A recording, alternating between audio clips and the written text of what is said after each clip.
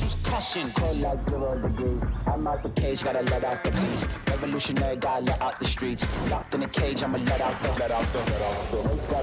sheets. We came for one man, forget my peace. You take the west, I'll take on the east. I'ma put him in the cage, never let out the. I hear him chat to the noise, move too quick, can't stop for the talking. I hear him chat with the boys, not so tough, but mans keep walking, yeah. Just too sharp with the prize, like there's no to tell me I'm awesome, yeah. Hot like fire on the pan, if you wanna touch me, please use caution. Stop that, stop that, stop that. Oh, yeah. Welcome to the Dan Le Batard Show. Sans Dan Le Batard. But don't worry. I got you. I'm here with my dog, Hawk. And it's not just him. We got a whole bunch of people. Give me some music, Chris. In the EP chair. Oh, this is nice. It's Chris Cody, a.k.a. Christmas Cody, a.k.a. Big Red. Am I supposed to say anything? Nope. Back to you. Was good. I like that. Next to him, we got Roy, the Iceman, a.k.a. the boy toy, Roy Bellamy. What's up? Love you, Roy. In the back row behind Roy, we got Jessica Smetana, a.k.a. Smetty Wop, a.k.a. Trap Queen. Smetty Why gang. you still dapping? Smetty gang, we dab forever. Just waiting for them to put me on. Oh, There it is. Dabbing, I see you. Let's go. Across from them, we'll jump that. We got my guy, my security blanket, Charlie Kravitz, a.k.a. the Vanilla Snack. Hit him with a salute. What up? Curly, Justin Timberfake. Let's go. And our number one go-to guys, the quickest man in history, quite possibly the most talented dude in this building right now. He also dressed like he cared about himself, which I appreciate, which is rare for the Le Batard Show. What? It's Andrew, the Hawk, Hawkins.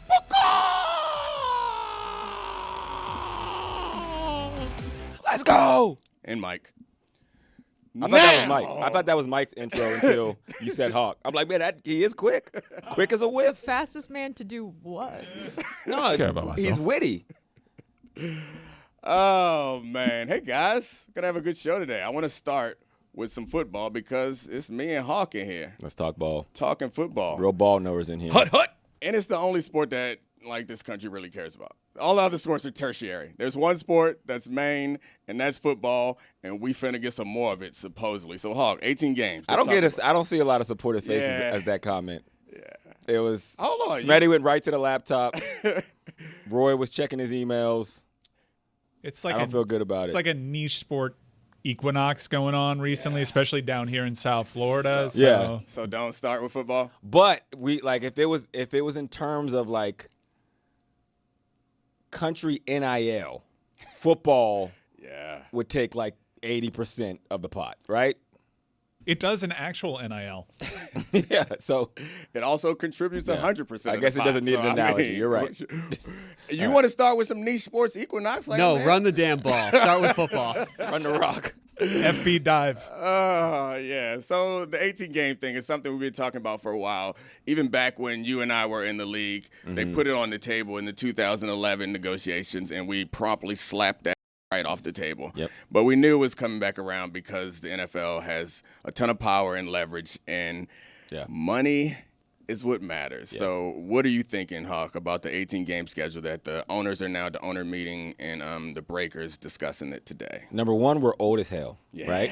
I think this is the overarching lesson here is that we're all old, not you guys as well, not just me and Neek being fossil football players. Because when they introduced it, it seemed so ridiculous. But here's the tactic that the league always uses, and it always works. I remember I think it was 2012. They were like, hey, we're going to mandate that you wear knee pads. Oh, yeah. And it was an uproar. And that sounds crazy. Everyone was like, what? We got to wear knee pads? I'm going to be so slow. And we tried to revolt against having to put – and it's like little fake pads that you can't even see. But just the fact that we had to put them on because we didn't have to wear knee pads. It was just thigh pads And I don't think thigh pads were a thing. No. There was no thigh pads, no knee pads. We So would rip the thigh pads out because the thigh pads were made of like cushioning around a tiny plastic plate, and everyone would cut the plate out and just put the plate in your thighs or wear nothing. So I just wore shoulder pads on a game day. Yeah. That's it. Just shoulder pads and a helmet. I would wear a helmet. That was a smart thing to do. But I remember there being an uproar with all the players that they had to put these pads into their pants. Mm-hmm. And then over time, as the league got younger and guys came in and it was just the norm, no one ended up caring about it by the time that I retired. And so that's the genius of the league. Introduce 18 games at a point where everybody says how ridiculous it is. But now for the guys that are coming into the league, the young guys, they've been hearing it so long, they know it's coming, and it's not as big of a deal to them. I agree with that as the league strategy. And the league's other strategy is also be bigger and more powerful. Yeah, also have all the leverage. Yeah. And so do you want money or not? Yeah, we could talk about it. I think we should actually get into how the increased revenue is going to be split because it's going to go disproportionately to the stars in quarterbacks, while the people who are going to take the brunt of the wear and tear are not those guys. But I would like to also focus on how old we are because it's a good topic. You know what? I remember coming up and learning that at one point there was only 14 games.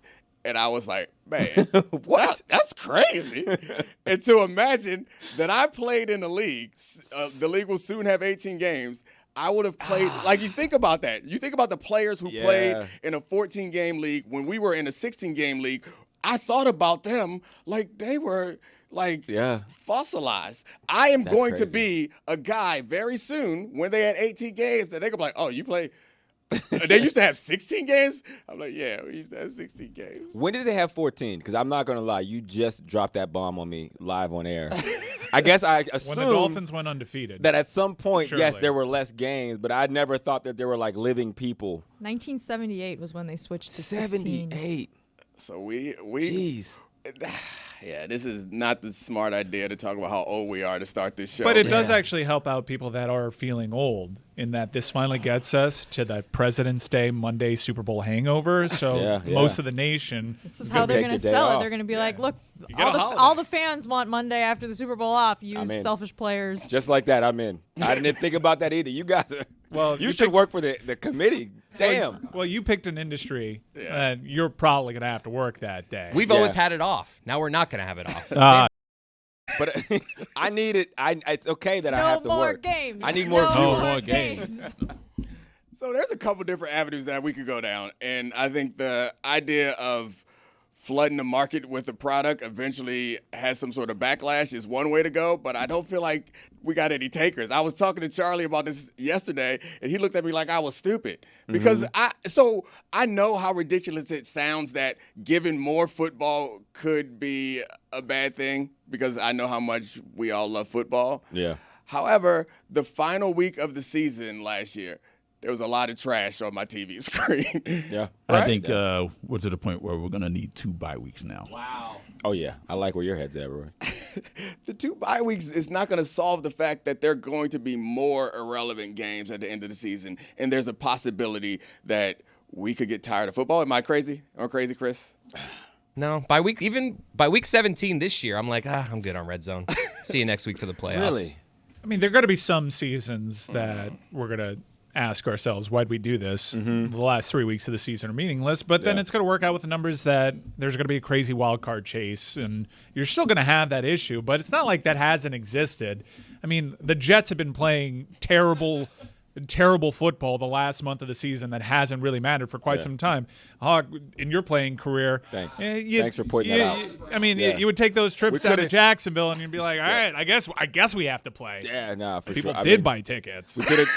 We could have just kept it centered at the organizations I played for, or generalized it. But I'm glad you specifically pointed out Hawk. I mean, if in your career, if anyone has experience, there's been so many games I've watched you, and I'm like, what has my life become? How many games did you play where it was like, all right, this means something?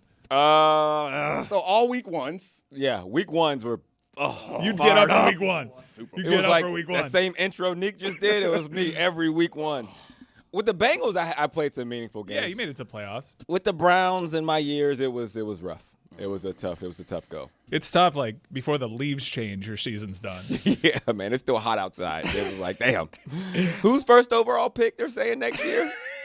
No, okay. Who am I gonna You're meet? looking at mocks in September. Right. Yeah, I'm like, okay. Like, I hope there's no hot receivers. Yeah. It's like there's not any really diminutive receivers that are super fast coming out, is there? Okay, good. Whew. I was fortunate enough to not have those situations. But, I mean, I guess I'm not a math major, but my thought would be that if you extend the season, there's more of a chance for you to end up with more teams that are out of it. And that's what I'm concerned about more than anything. And that aside, is it possible, and, like, this is a broader business question probably, that there's a bunch of different ways to, like, kill a business. And maybe I'm wasting my time and I'm going down a really ridiculous path. But one of those ways is always tied to greed. Yep. And Oversaturation. Yeah, and, like, as we have the NBA, and, like, I know we're not going to 82 football games, and we have Major League Baseball. I think we all acknowledge that. The NBA would be far more entertaining if we had us a 60-game season. But aren't we already, if there was a tipping point for oversaturation, wouldn't we have met it? It's not like ESPN covers the NFL like I think all the time, even during the off season. We're just talking about one additional week. I really don't think it means ESPN covers the sport more. I think we figured it out. As you guys are talking, I think I've cracked the code, because I remember, and it's a bad take, I don't forget when it was, but Mark Cuban saying, pigs get fat, hogs get slaughtered. In 10 years, the NFL is going to – and that is not the case. And even though we get, like, late in the season annoyed by bad football or whatever the situations are, the ratings are as big as they ever have. And it's because it's not greed if you're addicted. You know what I mean? Like, there's not, like, too much. That's a fair point. There's not too much, like, crack. There's never been a dope dealer on the corner. Yeah, it's like, man, how am I going to move this? Well, Goodness gracious. this is also coming at a time where the NFL's finally agreed to let private equity invest in its teams for the first time. Yay, private equity makes everything better. Well, I mean, that's what's going to happen with the NBA with their European expansion. Certainly going to be happening in college football. Private equity has been sniffing around college football programs for years at this point. It's the reality of the situation. I guess to your point, Mike, and Hawk and I both work at ESPN, and we talk about football year round. So adding a week of more football, like, we're going to be talking about it whether they're games or not. At least it'll be another week of a few meaningful games, I guess. I don't want to just, like, bypass what Mark Cuban said 10 years ago, because when he said it 10 years ago, it seemed right. The league was facing issues. A lot of people put it on the Kaepernick stuff, but you had that going on simultaneously where the games just weren't good. Think of who the Super Bowl champion was one year with the Denver Broncos. Quarterback play wasn't great. The league had to do something about the sport. And they did, and that's they probably got Taylor Swift today, Travis Kelce. That's exactly what they did, and honestly, that's where Roger Goodell earned his hefty salary, because everyone was saying fire Roger Goodell. He had the Ravens Ray Rice thing going on. It was a league in turmoil. And they righted the ship big time. I mean, it was also thought like we were coming out of the concussion stuff, and people we like cared for a hot second. It's like, hey, it was a quick minute, wasn't it, that we cared? And then remember, play football. Like, what do we do with this now? Yeah, I remember. So like, I guess we all have these things that you get like unreasonably attached to. And as someone who played in the NFL, like, I'm like an NFL guy, and I remember the Mark Cuban quote, and he called us hoggy. He was like, it's looking real hoggy. Like, who are you talking about? You call it hoggy, fam. Hoggy, bro. All of a sudden, you started defending the things you've been standing up for as the PA president. Yeah, and I text Roger and was like, you know what? Let's take Christmas. Let's take Christmas. Let's take Christmas. Ours. Shut that man up. Take Christmas from him. The idea when it first got put on the table, we slapped it off the table in large part because we wanted to make advancements in health and safety. But I think sometimes we touch on this from a union standpoint. We always assume that there are two parties, the union and the league, that are of equal power that can have a negotiation. But once I heard 18 games was on the table and 18 games meant more money, I knew at some point the league was going to get it done. Yeah, you got to because get it done. Too much money. The challenging part about it, though, is when you talk about adding more money, and it's going to be a lot more money in the salary cap for everybody, which is nice, but it's all going to go to the quarterbacks and into the top-level receivers, which is, I guess, why the NBA ends up with a max salary provision to make sure that the guys who are in the league that are also going to be in football's case, going to be taking the brunt of the injuries and hits and all that for this, will get some of that. May I ask you, money. was there ever any conversation? Running backs often find themselves in this very frustrating position because they'll just find a new one in the draft and replace you. And the statistical output above replacement at that position, you can find a lot of value. Was there ever any talk within the Players Association to have like salary floors for tenured players that excelled at their position? And also, what do you do with a case study like Travis Hunter, who could potentially play two positions because the league tries to, with the franchise tag, put you in a box? The franchise tag is exhausting for a lot of players. It helps out some players, but for most of them, it gets in the way. And the idea of, we have this conversation a lot about running backs, because the idea of positional value, when you are so good that you're the centerpiece of the offense, like I would argue that Christian McCaffrey at his peak is worth as much as any top receiver because the offense is built around him. To your point, there were a bunch of different proposals made in the union before we would take him to the league about how to protect salaries for specific groups. A salary floor was never one that was considered, because the assumption is, particularly in the running back position, is if you raise a salary floor for a player, you're gonna get him cut, especially at a position that feels like it's pretty interchangeable. Some of the other things that were entertained more realistically was creating a separate pool just for quarterbacks, because that was always the scary thing, was like, oh, the quarterback's gonna take all the money, ain't gonna be nothing left for any of us. And that's the truth. And that is how it goes. And that's the problem, even with because there's league minimums. Like if you've been in the league so long, it's like if you're an 8-year, and it's the same issue. It's okay, do I pay this 8-year veteran to be a 4th, 5th receiver, or do I just get a young guy who is half the price and maybe not as good, maybe not as seasoned, maybe can't step in as a pinch as a starter, but he can run down on kickoff, and I'll take whatever the delta is on those two things. That's a lot of the issue, and it's such a system where even the owners, like, the quarterback is the face of the league, because when you get into negotiations, you don't need all 1,800 to see it your way. You need the faces that you've pushed, and let me keep them happy. And if it's harder for them to fight because they don't want to walk away from $50 to $60 million a year, then we'll always have the leverage we need to push it over the top. Do you see the potential for collusion when it comes to someone like Travis Hunter, who plays multiple positions, who can play multiple positions?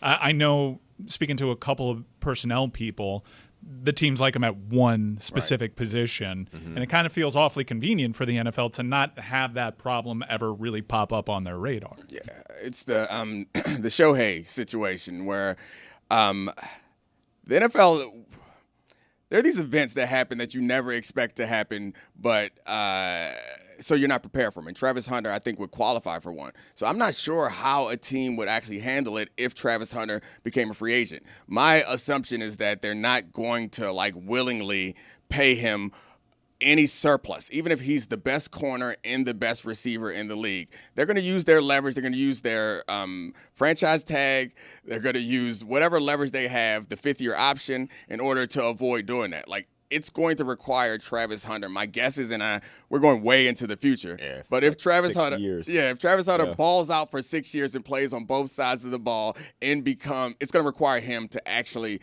sit out, because what they're going to do is be like, all right, best case scenario, you are the best receiver. We'll now pay you, because receivers get paid more than corners, so we'll pay you higher. Rightfully so. Continue. I'm sorry, dude. No, it broke my heart. Because I the reason why it hurt me is because I wanted to disagree, but I actually don't disagree. You can disagree by saying what's harder, though. It's harder. It's way harder. You know where you're going. You know what? Be the teacher. I only know where I'm going if I'm dropping in a zone. Be the teacher's hard, too. They don't get compensated. No one gets compensated for how hard their job is. They get compensated for how valuable they are. And you know what? I'm sorry. Patrick Surtain, very valuable. Justin Jefferson, more valuable. Selling tickets out there, baby. I hate it. It is moving units. I hate it when we had that argument about, could NFL guys play in the NBA or NBA guys play in the NFL? Because I fought the good fight, man. I was fighting hard. I did not fight the fight. I fought the fight because I had to get on a united front, and then guys like you were just like, yeah, no, we ain't graceful enough. I'm like, come on, man. I couldn't. I all couldn't. subjective. There's some things that I could bring myself to lie about. But if you've ever been around at I ran into Julius Peppers in Aspen, and he played basketball at Carolina. Can we get a look at me, Leroy, for that? Can we get a? You're on the board, so you got to hit it. Oh, I don't know what. But hold on. And we don't got to get into the whole look at me, Leroy situation. No, I think we versus should. Look at me, Louie, and there's plenty of black people named Louie, Dan. If you're listening. Look at me, Leroy. And the voice that you use makes it feel a little bit more racist. Did you like, You growled it. That's a white guy too. Hold on. He put some blues in it. That was country. That was a Nashville white dude, man, which is okay. I'm Memphis. just saying, if you're gonna go Leroy to say this is for black people, Yeah, you but probably gotta also diversify your VOs. Get a new voiceover guy for it to. If it was a black person, there was an saying executive it, order that said we keep the same guy. oh, that's crazy. See, that's the part. That's what it is. If that was a black dude saying it, I wouldn't feel as like, I don't know about this. And it's not only that it's not a black dude. He trying to. It feel like he put some pain in his voice. Yeah. Leroy. Play it one more time. Let me inspect this. Look at me, Leroy. Would it be less or more racist if it was hip hop behind it? If it was like, yo, look at me, Leroy. And it's just, boom. I mean, Would that be less? Like an 80s MC. Yeah. Okay. New if you rule. hear the baby mama, look at me, Leroy. All right. From now on, only black guys or black girls on the show can hit "Look at Me, Leroy." Dan can't use that. It's a great. We'll use the soundbite, but only Roy or guests that are black can use the "Look at Me, Leroy." What if there has to be at least 2 people of African descent Okay. in the building? Because that's the part that throws me more than anything is like when it's one dude here Yeah, that feels. and all you whites It feels like an attack. is out here like, look at me, Leroy. Ha ha, that's funny. High five, high five. Like, no. Yeah. If Let's be clear. This was not a collaborative effort to make this specific sound. This was Who one it? person's How did idea. this come about? This was a 4 a.m. email from Dan saying, I want more than just look at me, Louie. Was this an effort to like He also for wanted to- diversity, equity, and inclusion? Yes, he also wanted to look at me, Louise, which I think it's there. We got a whole list of them there. all right, should I run through all the I don't feel like you should hit certain buttons. I'm gonna be honest. I feel like I'm okay with you going I'm Leroy. worried there's going to be a even gong Louis. and cultural appropriation. There's a Like, lot let's going just, on. Like not do it. I know so many black Louis.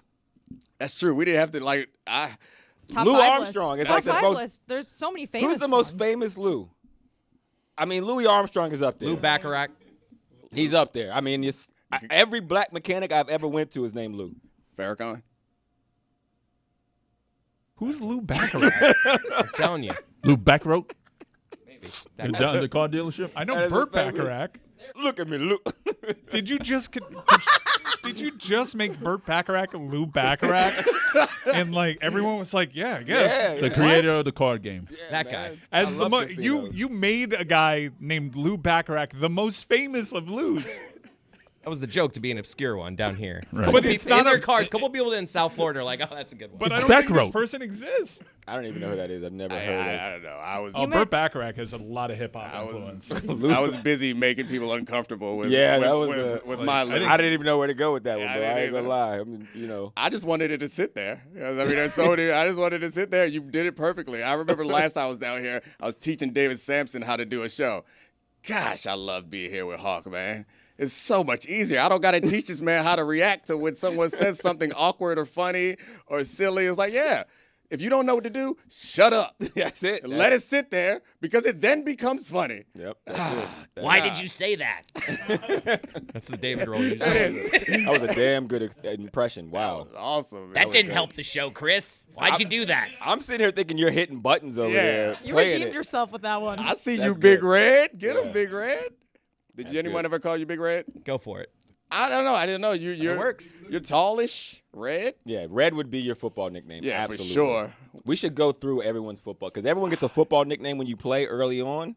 Like my son is named Cali because he moved from California, and for 3 years now he's just known as Cali. Never mind that he lived there for like 8 months. It don't matter. You know, he's from Ohio for sure, but he's known as Cali Yeah. to everyone here. But that's because he lived there for 8 months. That's 8 months longer than everybody else on the football Facts. team. And it's I don't change it because Yeah. as a football player who's playing in South Florida, to be known that you came from Cali to South, come on, that's a scholarship waiting. So I let it rock. Yeah, it is. Make no mistake. I'm like, yes, we'll take that for sure. I know, like, hockey nicknames is like you just add a Y to things, right? Yeah, or an S. Really? Yeah, I think so, right? Give me an example, because I don't. What is that like? Give He'd me be a- Foxy. Yeah. Foxy. Yeah. Okay. But Foxy just bundled a bunch of pigeons. I don't know what that means. Okay. Is that racist? I don't know if I Feels can. racist. I don't know if it's racist. Absolute yard sale out there with the fellas. Huh? What are you doing? I don't know what any of that means, but I loved it. Foxy. Yeah, I feel like football nicknames, sometimes you get a little Y action, sometimes you get the first syllable of your name, but you also, I think we do like the distinguishing characteristic. Yeah. It's like if you're just moved here from Cali, then you're going to be Cali. Or if you Right. got a big head, you're going to be Noggin. It's not that deep. Yep. Yeah. No, it's not. Yeah, no, but I mean it's deeper than hockey nicknames. Hockey nicknames is lazy. Throw a Y on that thing. Yeah. We And gonna give you something else. But it's also not like politically correct at all. No. So you So can get into some dicey. yeah, I was looking around situation. this room and all the nicknames that I came up with when when it first came. Yeah, I when was you like- got back into football mode, it was like, okay, I can't Oh say yeah, I get. that. Yeah. On my show, Charlie and I have a rule where you can ask for permission to go back to the 90s. Okay. And if permission is granted, you get the full experience. you get to say things, but it's understood Only that for you- 90 seconds. Yeah, you go back to the 90s. That's a good. The that's 90 good. for 90. Yeah. 90 for 90. And I so like in a that. text, I forgot I went back to 90s, so I just instituted that I can apply for retroactive 90s pardons because I was Charlie, I know what we should do. Give it to me. We were bragging. We were bragging about our Uber ratings, and so I was challenging Charlie to put his Uber rating up versus my Uber rating. Yeah. And so I don't want to spoil it. You know what we should do? I want everybody to go find your Uber rating, and I don't yell it out, but I want everyone to find your Uber rating. I do Ubers for groups a lot. Oh, hush up, like hush. sending Whoa, people- no, I'm gonna okay. Same excuse. Nope. Same excuse. All the points you just got from your impersonation, They're you gone. lost. They're gone. Okay, All I'm right. trying to give disclaimers before you pull out your Uber rating. Just And pull control it who out. asks for the aux cord. It's just like 8 people there. You One of can't them's control going to yourself? ask for the aux. All right, everybody find your Uber rating, All right, I'm write it looking. down, and I'm going to do Charlie. I would like you, maybe we'll do it next segment, to guess the order of everyone's Uber rating. So based on what you know about the people in here, I want you to guess the order of the Uber ratings. this. And I would like also, people at home, we'll give you some time, next segment, or at work, wherever you are. Yeah. I want you to guess too. Hopefully at work. Yeah, I mean, maybe. Maybe. Hopefully not. Hopefully not. Hopefully Actually, not you're at right. work. Yeah, man. Look I it up. don't know. Do what you got to do, baby. your thing. What I've do got people takes. do listening to this show? Do you sit and watch it? Maybe you're. Yeah, I hope you're listening at work. That's better than Right. I mean, I guess I don't know. make them pay you to listen to these funnies, man. In a new era of media, does anybody just sit and, like, my kids will go on YouTube and actually just watch YouTube? Mm-hmm. Do people do that with this show where they put it on and, like, full attention? I'm watching this. Or is it like a side screen action? I've heard a lot of people say at places where YouTube's not blocked on their work computer, they'll like listen to it and sort of have it in the corner of their screen while they're working. A lot of people also say they listen on their way to work or from work. I want some tweets of people showing us their setup or telling us what they do while they're listening to the show. And I also want some tweets of you guys guessing the list. You're gonna get a lot of toilets. If you Most send people in where say, you're yes, where you're listening the to the show. toilet. Yeah. That's fine. Most That's common fine. answer. I don't care. I don't be on Twitter. I just want some good. engagement, baby. Yeah, that's it. Let it rock. But also, I'll give you the list of names in here if you're not watching so that you can make your own list at home. So it's me, Andrew Hawkins. I'm Dominique Foxworth. Andrew Hawkins. Yeah. You got Chris That's Cody. a weird way to introduce yourself. It's but- me. I mean, I wish. We already The did D-O-double-G. intros. We did the intros already. Oh, we did the intros, but like Why now are you redoing them? I'm not redoing them. I just was like, okay, it's fine. They remember. You know He's what? in his ESPN remember? mode. They teach him at ESPN that you just keep repeating To because reset. Time people and temp. just jump in.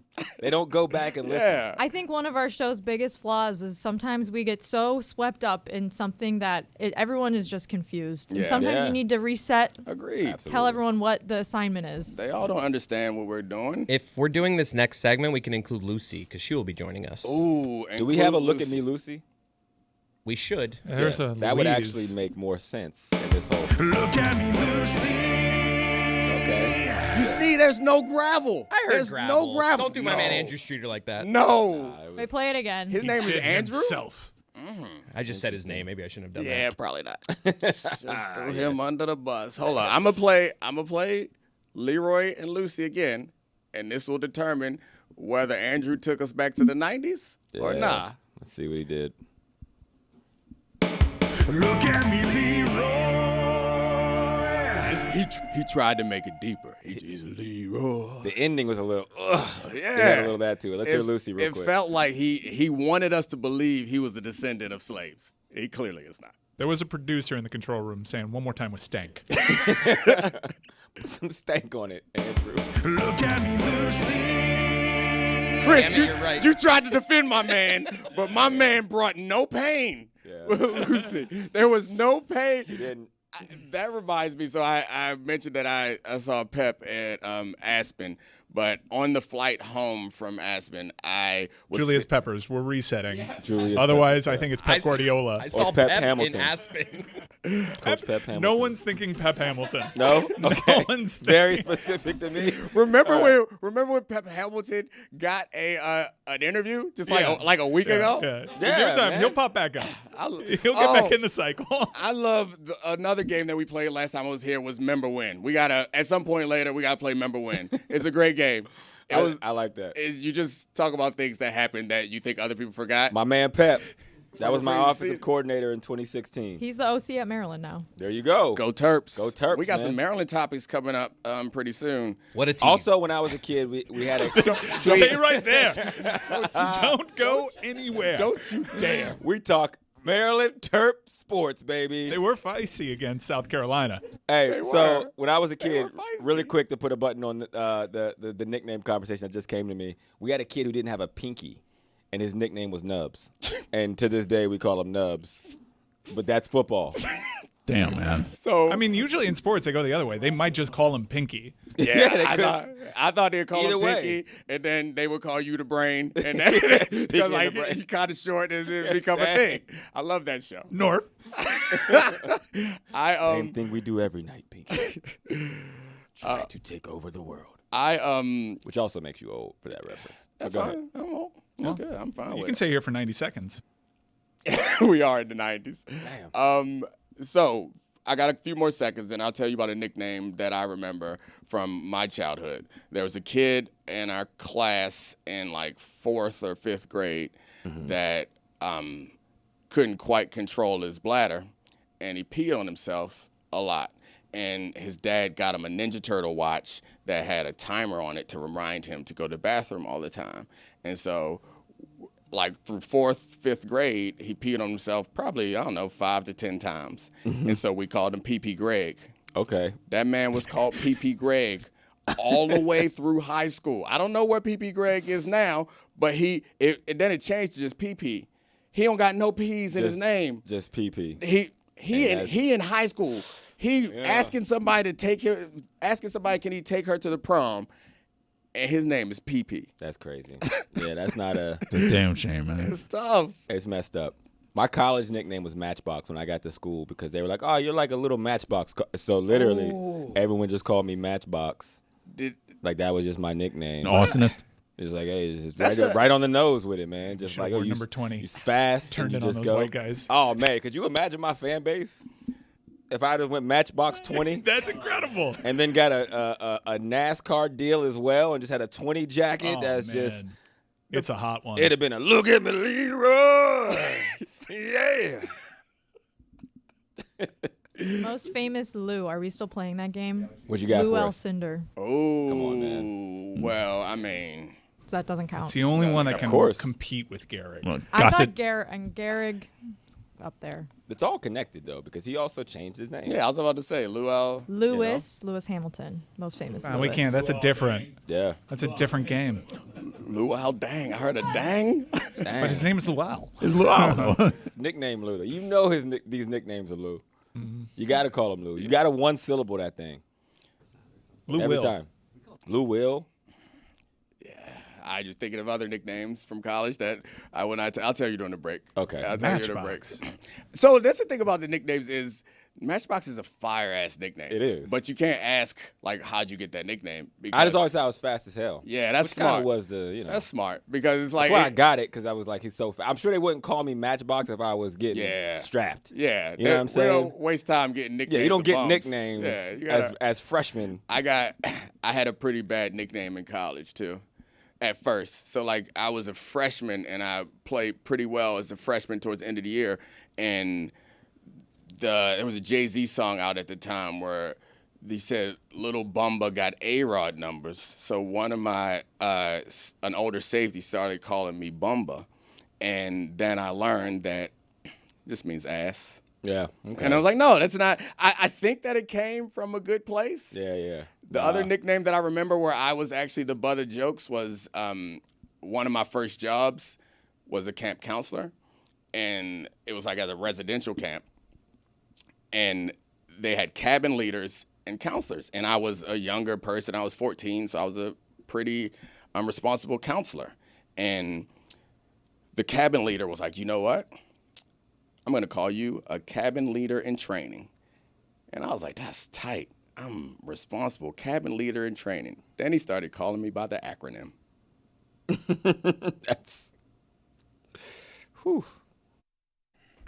We back, and we are joined by the great Lucy Rodine. What's up, Luce?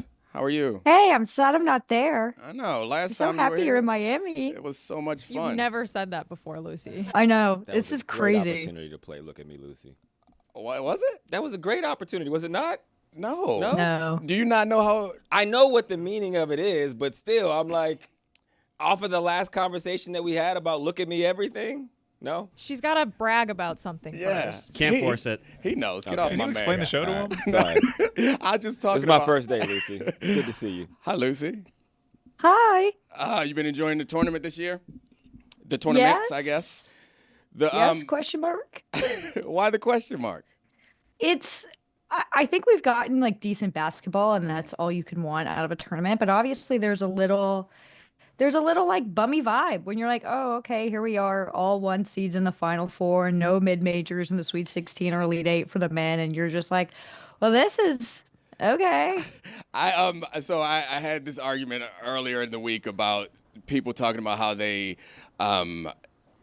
want the Cinderella. So what's the point? Why do you want the Cinderella? Is it because of the story or man, Charlie's gonna chime This in. is the worst take that shut your Dominique trap. has. Shut He's your like, trap. oh, it's no fun when a Cinderella say makes it's the no Final Four. I just want to see absolute chalk. We're going to have one seeds blowing out two seeds in the Elite Eight because then there are better teams. If you guys don't listen to the Dominique Foxworth show, you'll know that Charlie sets these traps for me where he You set 'em yourself. Where he completely mischaracterizes what I say and think that I'm just gonna walk into it, but I'm not gonna do that. So Lucy, how are you, Lucy? So the Cinderellas. What about the Cinderellas do you miss? I don't know. It's just fun. Like, we haven't really had every year there's sort of a white boy of March where it's some mid-major school that has this like insane white guy who just shoots like crazy that the Secret whole sauce. country falls in love with. He gets a NIL deal with Buffalo Wild Wings or a similar company. Then they lose in the Sweet 16 by a lot to a much better team. And you're like, man, that was awesome. Remember that Dylan? made me feel something. I sat behind Doug Edert at the Duke game and I was like, I forgot how great this made me feel. Like, it's just like, oh, okay, we have to root for the guys that like, you have everything. There it is. That works. My problem is I can tell the future. Yes, And I knew the brag was coming. So I guess Cooper Flag, when you say a white boy, you're not talking about actually a boy who's No. white. It's a No, different. it can't be a white boy that we already know about. It has to be an unknown Can't white be the boy, a unanimous white boy that best appeared out of basketball nowhere. player. Yeah, and Yeah, we knew about Cooper Knipple. Flag. Yeah. Oh, no, because I Lovable believe. underdog Duke. Duke. No. He can't go to Duke. His name can't be Cooper. Yeah. Because Cooper is the white Jalen. If a black athlete is named Jalen, you know he's good. You know he's nice. You know he's the best on the team. And it's now the Cooper is the white guy version of that. So if it's a Cooper, it's And like, that no, doesn't that's apply to the that's name not what Con. we mean. Also, speaking of which, when I was watching that last game, I had to look up Con Knipple just to check the middle name. I had to check the middle name. Do you know his siblings' names? No. They're like he's one like of the themed families where all the siblings have a weird name that starts with K. So it's like Con, Kane. I'm just making them up. I don't remember, but it's Clay, Is there three of them by any Clay, chance? Cole, they're all with K's. Is there 3 I siblings think total? I think there's 5. I think they're thank like we goodness. gotta get these numbers up. So there was 3 at one point. At one point. There was 3. Hold on. There was 3 at one point. His dad and uncles Nice. were a Plays in the NBA. 3-on-3 basketball team. The Flying Knipples. The Flying Knipple Brothers. That's incredible. That is good. That rules. Yeah. Chris, you look surprised that We're I know gonna have about- to vet Impressive. Wiki here. It might be crowdsourced. I don't know. No, the The Flying. flying Knipples. Yeah, that was their nickname. How'd you know it? You said it before he did. Everybody knew about the Flying Knipples. They were one of the best teams, urban legend Look. in the 3-on-3 community. Everyone loves the Flying Knipples, and if you want to Yes. go see them play, that's a great reason for a trip that you can book with Priceline. Are you dreaming about that trip? Book it and go to your happy price with Priceline to see the Flying Knipples. Way to sell, Lucy. Thank you. Oh, Everybody clap. Now's when you talk again. Yeah. She did a thing, and now you go back to doing Hawk, the do you show. want to Everybody explain the show to him? Yeah, so so when she does that, she's done. Okay. And then you come in with the continuation of the conversation Wait, hang on. I versus haven't. kicking it back to her I have an to double update. down on Priceline. According to Sporting News, the Flying Knipple brothers were Con, Clint, Clay, and Cole, but his brothers are Kager, Kinston, Cash, and Kidman. This is stupid. Yeah, that's crazy. What's stupid about it, Roy? It's just dumb. I'm sorry. No, No? no, it's dumb. It's, the theme is stupid. I'm sorry. We're not doing this. How do we Too many Ks? Way too many Ks. Way too many Ks. How do we feel generally about like naming conventions for like my brother? Scott, his name starts with a D. So like, is that okay? If it's 2, it's just me and him, and Okay. both start with D. Yeah. Is that okay? What about Yeah, if people? it's just 2. What about? I'm going into some scary territory right now because I know that Hawk has twins. Yeah. What about when you have twins and they had like rhyming names? Did you go rhyming names with twins? They don't rhyme. Okay. They but are both AUs, Autumn and Aubrey. So it's I very close. feel like with twins though, I'll allow it. Yeah? Yeah, with Okay. twins I'll allow it because they got here at the same time. What you want me to come up with 2 names? Yeah. My son's name is also Austin. Is that a little much? Yeah. Yeah. Now we're reaching You're the doing quarter now. You're The doing quarter. it. You're going for something. Yeah. And your name is your Andrew. and their mother's All right. name. I didn't want to come out and say this, but I am a part of the Knipple family, basically. Oh, no. Because all of my siblings are A's and all of their kids are A's. Wow. And I can't even name them all because I would have to sit here and think about it. But it's Artrell, Alicia, Anika, Avery, Andrew. Our kids Can you are do it in the Aubrey, DMX Autumn, voice? Austin, Azare, Atalia, Aria, Aeneas, Adriana. That's impressive, man. And it goes on. And my Too mom's many name is A's. Aletha. Too many My A's. dad's name is Artrell. So it's literally like 4 generations of every A name you can imagine. It can only be in the DMX voice from here on out. Lucy, you have a brother, right? Just, I do. Just one brother? Jack. Oh. I have a brother and a sister, Jack and Kate. Okay, so Right down the middle there, Lucy. Lucy, Yeah. Jack, Kate. And we're all 4 letters. Those are because the- my mom those are the said our last Knipples, name by was the so way. ugly. Okay. They're all going to go to Duke. Oh, Everyone. no. Oh, Get used to them. look at all those. They're the Knipples. They're the Plumleys now. The problem with making Con Knipple or trying to make him the white boy of the tournament is not just that he goes to Duke, is that the white boy of the tournament has to go professional in something else. Like Yes. Con Knipple's going to play in the NBA. You cannot. You have to see him later in life in a polo and slacks and be like, That name sounds familiar. This guy tried to sell me some insurance. Oh, yeah, you hit 6 threes in 1996. Yep. I agree. You have to go that NCAA commercial where it says most of the NCAA athletes will go professional in something else. It has to fit that bucket. Otherwise, you're just another great white guy from college basketball that goes and plays in the NBA. It should be 15 years. in something else. In something else. It just peters out right there. It's something other than sports. Yes. No, in something else. In something else. Give him some time. Not everybody knows in college. Remember Jack Golke? Figure it out like the rest. He played in the G. I Great think white he's boy still of the in the month. G. He's the in the G G League League now. He's averaging like 3 points a game. Yeah. Lucy, what am I to do with the SEC narrative, especially when 25% of the ACC teams made the Final Four in the men's side? Oh, gosh. There was someone at the Duke Alabama game that was screaming behind us the whole time of like, you mighty SEC, you don't know what you faced.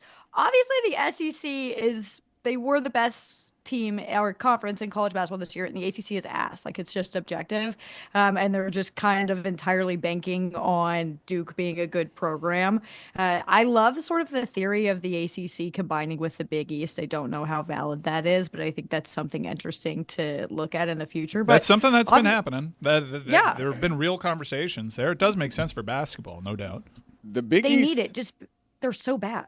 The Big East, I know the NIL, there are like new rules coming to NIL with revenue share coming up pretty soon. There's an article I read recently that talked about how the future of basketball in college could be heavily tilted towards the Big East because they do not have football teams. And so when the revenue share situation comes, each school is going to have about $20 million, right? 20, yep. To split amongst all of their sports. And so in football, it's normally going to be like 80%, 75 to 80% towards football because the revenue generating sport in most major schools. And then the rest will be divvied up amongst basketball and the rest of the sports. But the Big East teams, they don't have major football programs. So they're projected to be spending $6, $7, $8 million on their roster per Big East team against the rest of college basketball that will be spending $4 or $5 or maybe $6 million. So we could be looking at a future where the Big East is like the basketball conference,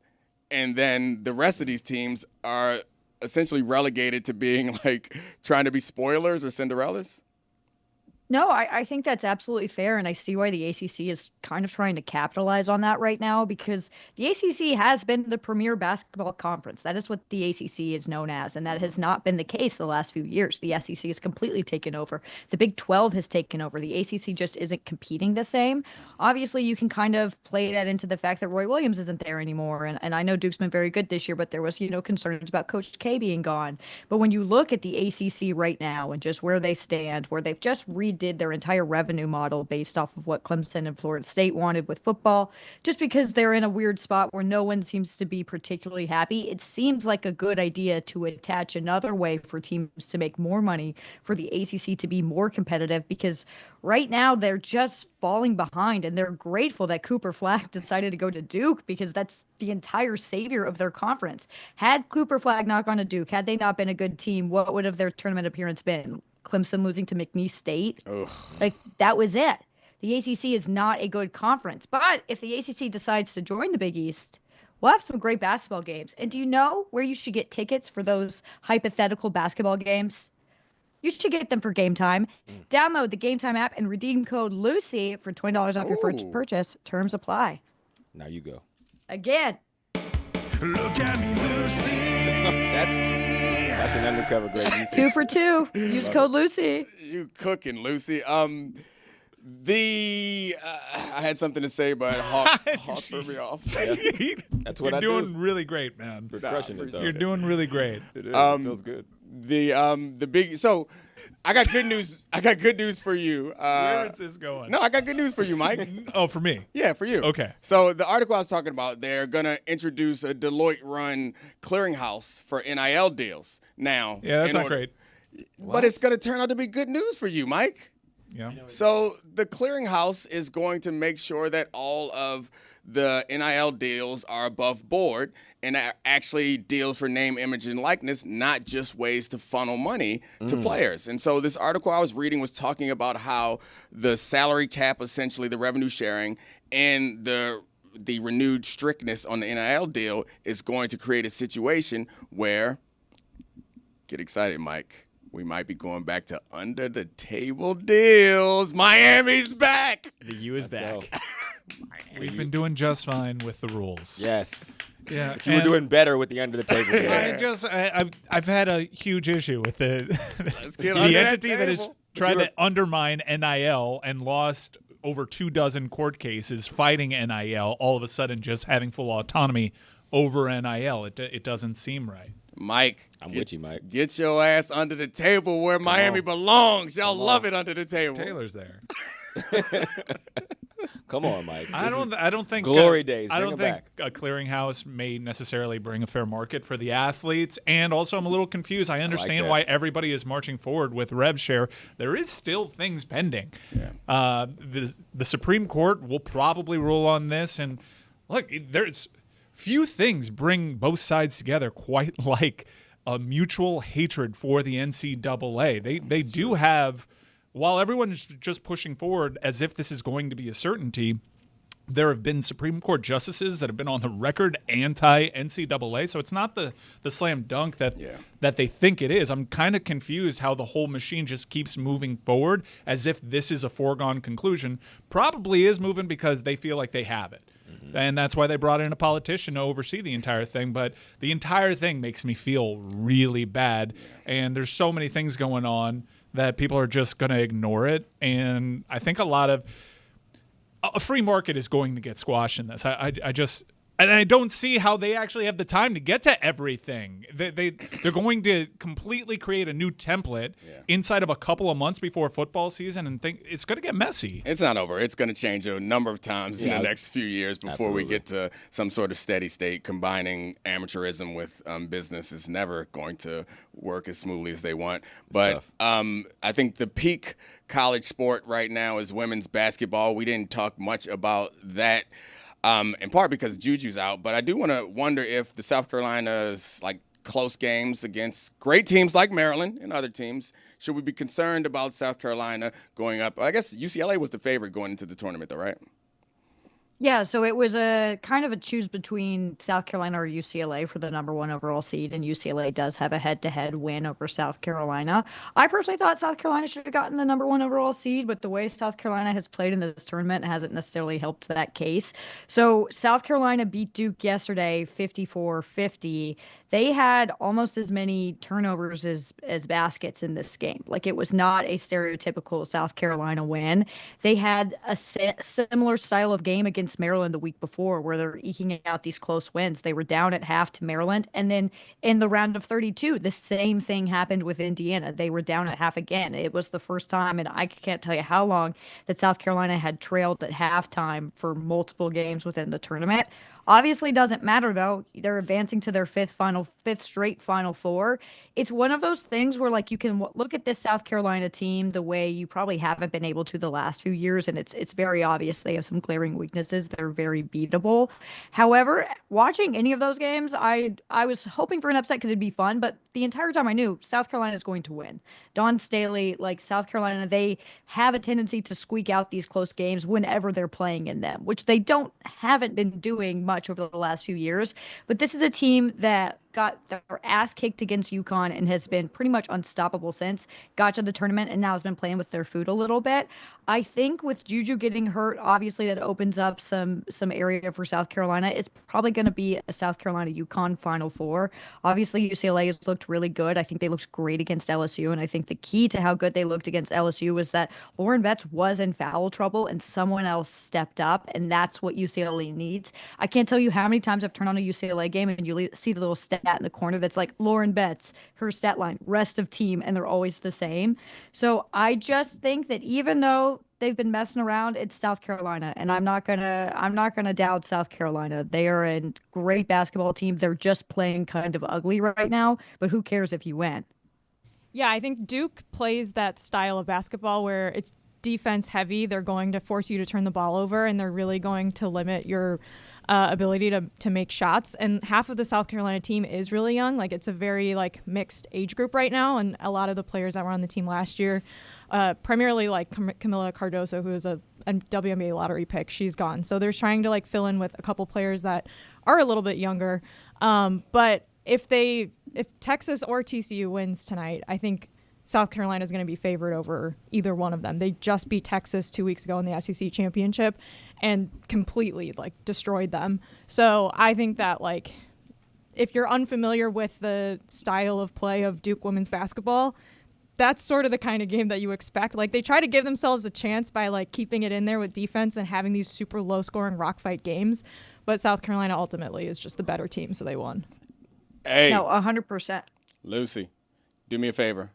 You got your phone near you? Yes. Okay, look always. up. And look at my phone case. What kind of question is that? Ooh, nice phone case. Isn't that cute? It's very cute. Where'd you find it?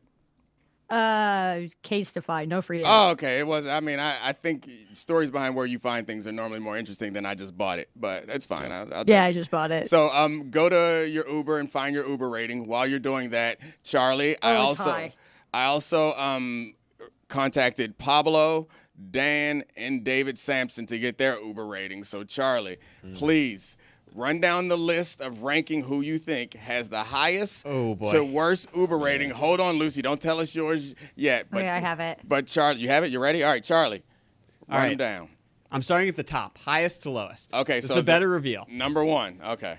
I'm going Hawk. Ooh. Football players are on time. He's a receiver, though. Oh, it's a good point. He's it's a good receiver. Point. And I feel like everyone's on my time, always. All right, well, I put you in the number one spot. That might be hand up my bad. Okay. Just be honest with you, man. Number two. I get there when I get there. That's just my life mantra. Wow. You and he's a receiver. I'm just telling you, man. Party starts when I get I've there. spent so much time with Dominique where he just gives me legitimate anxiety for being 10 minutes early to stuff that I just assume this was a full football trait. We've had Mike Golick Jr. on our show before, and he's also there 15 minutes early, but he's a guard, and a guard's sort of like a slot corner. Yeah, like no. where. Yeah. Let me rephrase that. If somebody else is paying, yes, 10 minutes early is late. If I'm paying, I get there when I get there. Yeah, I mean, you know what I mean? Like, so Uber, like, hey, I'll be down there. All right. Okay, go ahead. I like peek out the window for an Uber to make sure I don't make them wait because That's crazy. Yeah. No, it's problematic. Well, I'll save my Uber stories till after you get to your list because I want to know what you think. Number two, I'm putting Jess. Jess. Shocking. I like Jess at two. Why is that shocking? I don't know. I guess it's just my own experience with my wife. The Uber rating is not. I mean the. No, keep talking. Oh, No. I'm with Dominique on this. No, don't do it, man. Don't do this. No, to yourself. I'm with Dominique on this. No, I that's Trap. how this goes. It's a trap. have the same issue. I know what it is. I got the same issue. I've. They're women. No. Give my man a 5. Don't leave him hanging. I've told my wife, when we're going out, you call the Ubers. Because I hate making the Uber driver wait. When we go out, you call the Ubers. When we're coming home, you call the Ubers. I ain't calling no damn Uber because I've called it a couple times and you make me look like an asshole. I got to walk out there and sit in the Uber for 5 minutes and make conversation with this guy because I feel like a jerk. Hawk, that's why I'm peeking out the window. Because I need to know when I have to go and have the conversation to, buy the extra 5 to 7 minutes. Nothing worse than having to have the conversation. That's my move, though. You Weather's go out nice. there and you're like apologizing to your group. You're like, sorry about these people. They're coming. I know they're in the bathroom. I told them to come outside. This is my rating here. Please don't. Me and your wife are from the same fraternity because I am how much time do we have? 15 minutes? 10 minutes? Okay, cool. At minute 9, go put my luggage in the car because then they won't pull off with my luggage. And then I got them locked in. And then we wait another 10 minutes until I'm finished with this phone call. Your Uber rating is definitely the worst. All right, Charlie, rattle through. Hopefully All right, we get some more. I'm going to go a little bit faster now. Dominique is third. Respect for time. Yep. Fourth, I'm going with Billy, who I think is oddly polite with strangers. Fifth, I'm going with Roy. I don't like where we're going with this. Billy, we don't have. Down the list. I don't know that I have Billy's, but okay. Okay. Fifth, I'm going with Roy. I feel like he's never, ever been like, hey, actually, you took a wrong turn. Actually, there's a better route. He's just cool with it. What did I do to you, Charlie? We'll get to you, Big Red. Fifth, I'm going with myself because I know my Uber rating. Sixth, I'm going with Lucy. I think she's probably got some 1 stars in college. I think your numbers are off, maybe but- a couple issues. That's actually fair. Yeah. The young people are tough. Seventh, I'm going with Tony. I feel like he probably I'm is worse than Tony? Yeah. Tony's like, have you heard this Joe Rogan podcast? I think we should put it on. Hear that JFK thing? Yeah. Eighth is Mike, Mr. Oxcord himself. Horse. Ninth is Chris.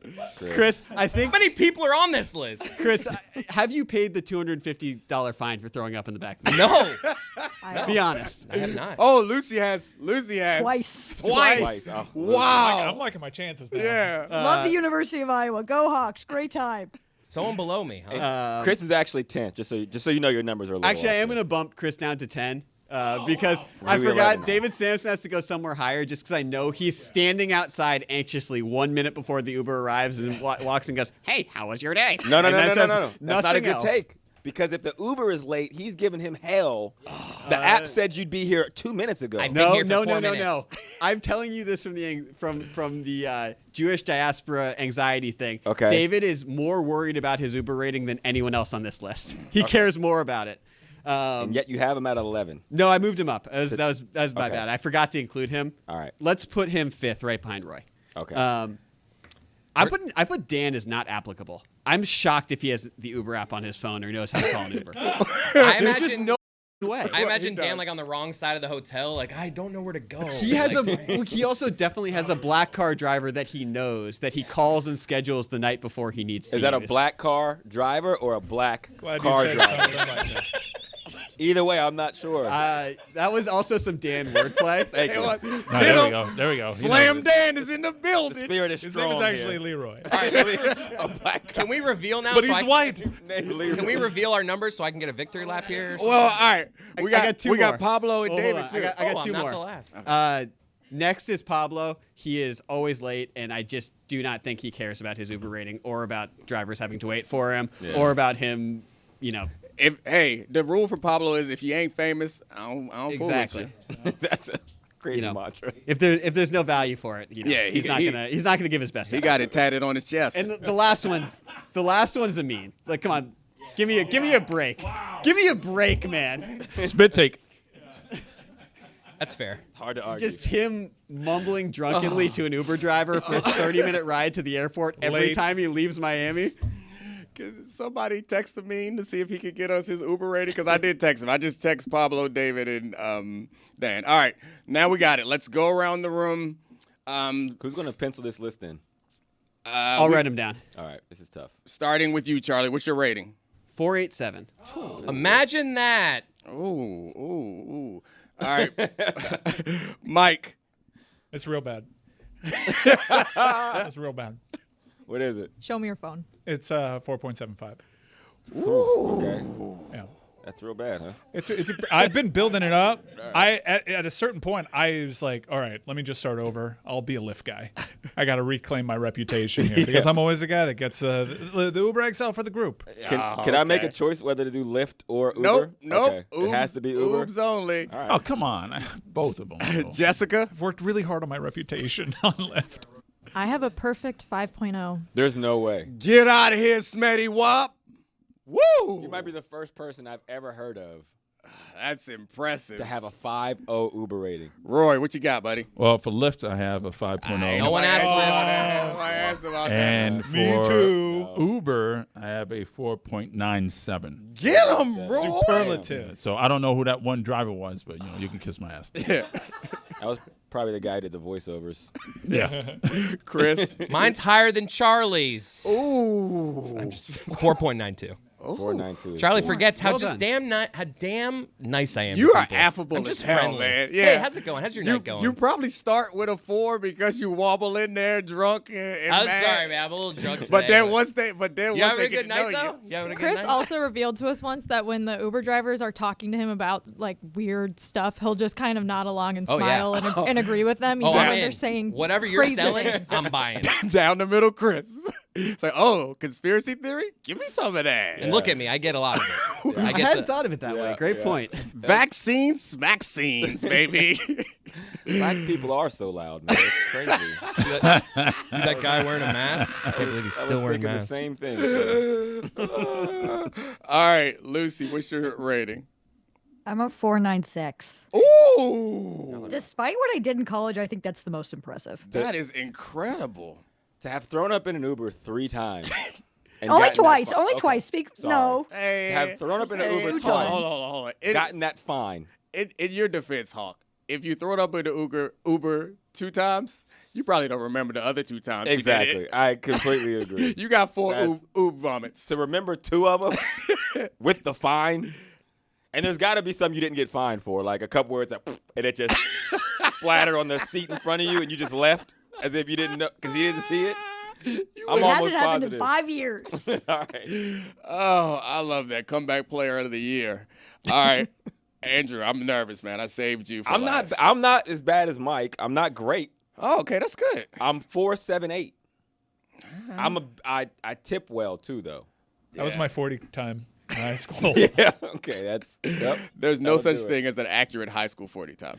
No. Yeah, Absolutely just not. No, so this you one know. was. So This you was- were this you were was- 5 This was flat. like, no, it was 4.7. Nah, I'm just letting you know. It's like a full second faster than Restrepo. I ran a 4.3 in high school and then got to college There's and no they way. clocked me and they was like 4.6. Yeah, you got as a faster, freshman. stronger, Yeah. and lost 0.3 Yeah, in it your was like 40. 4.6. All right. Well, let me see who we got here. So Lucy and Charlie. Oh no, Charlie, what was yours? 8.7? 487. 4.87. Okay. Yep. So Pablo is a 8.4, 4.84.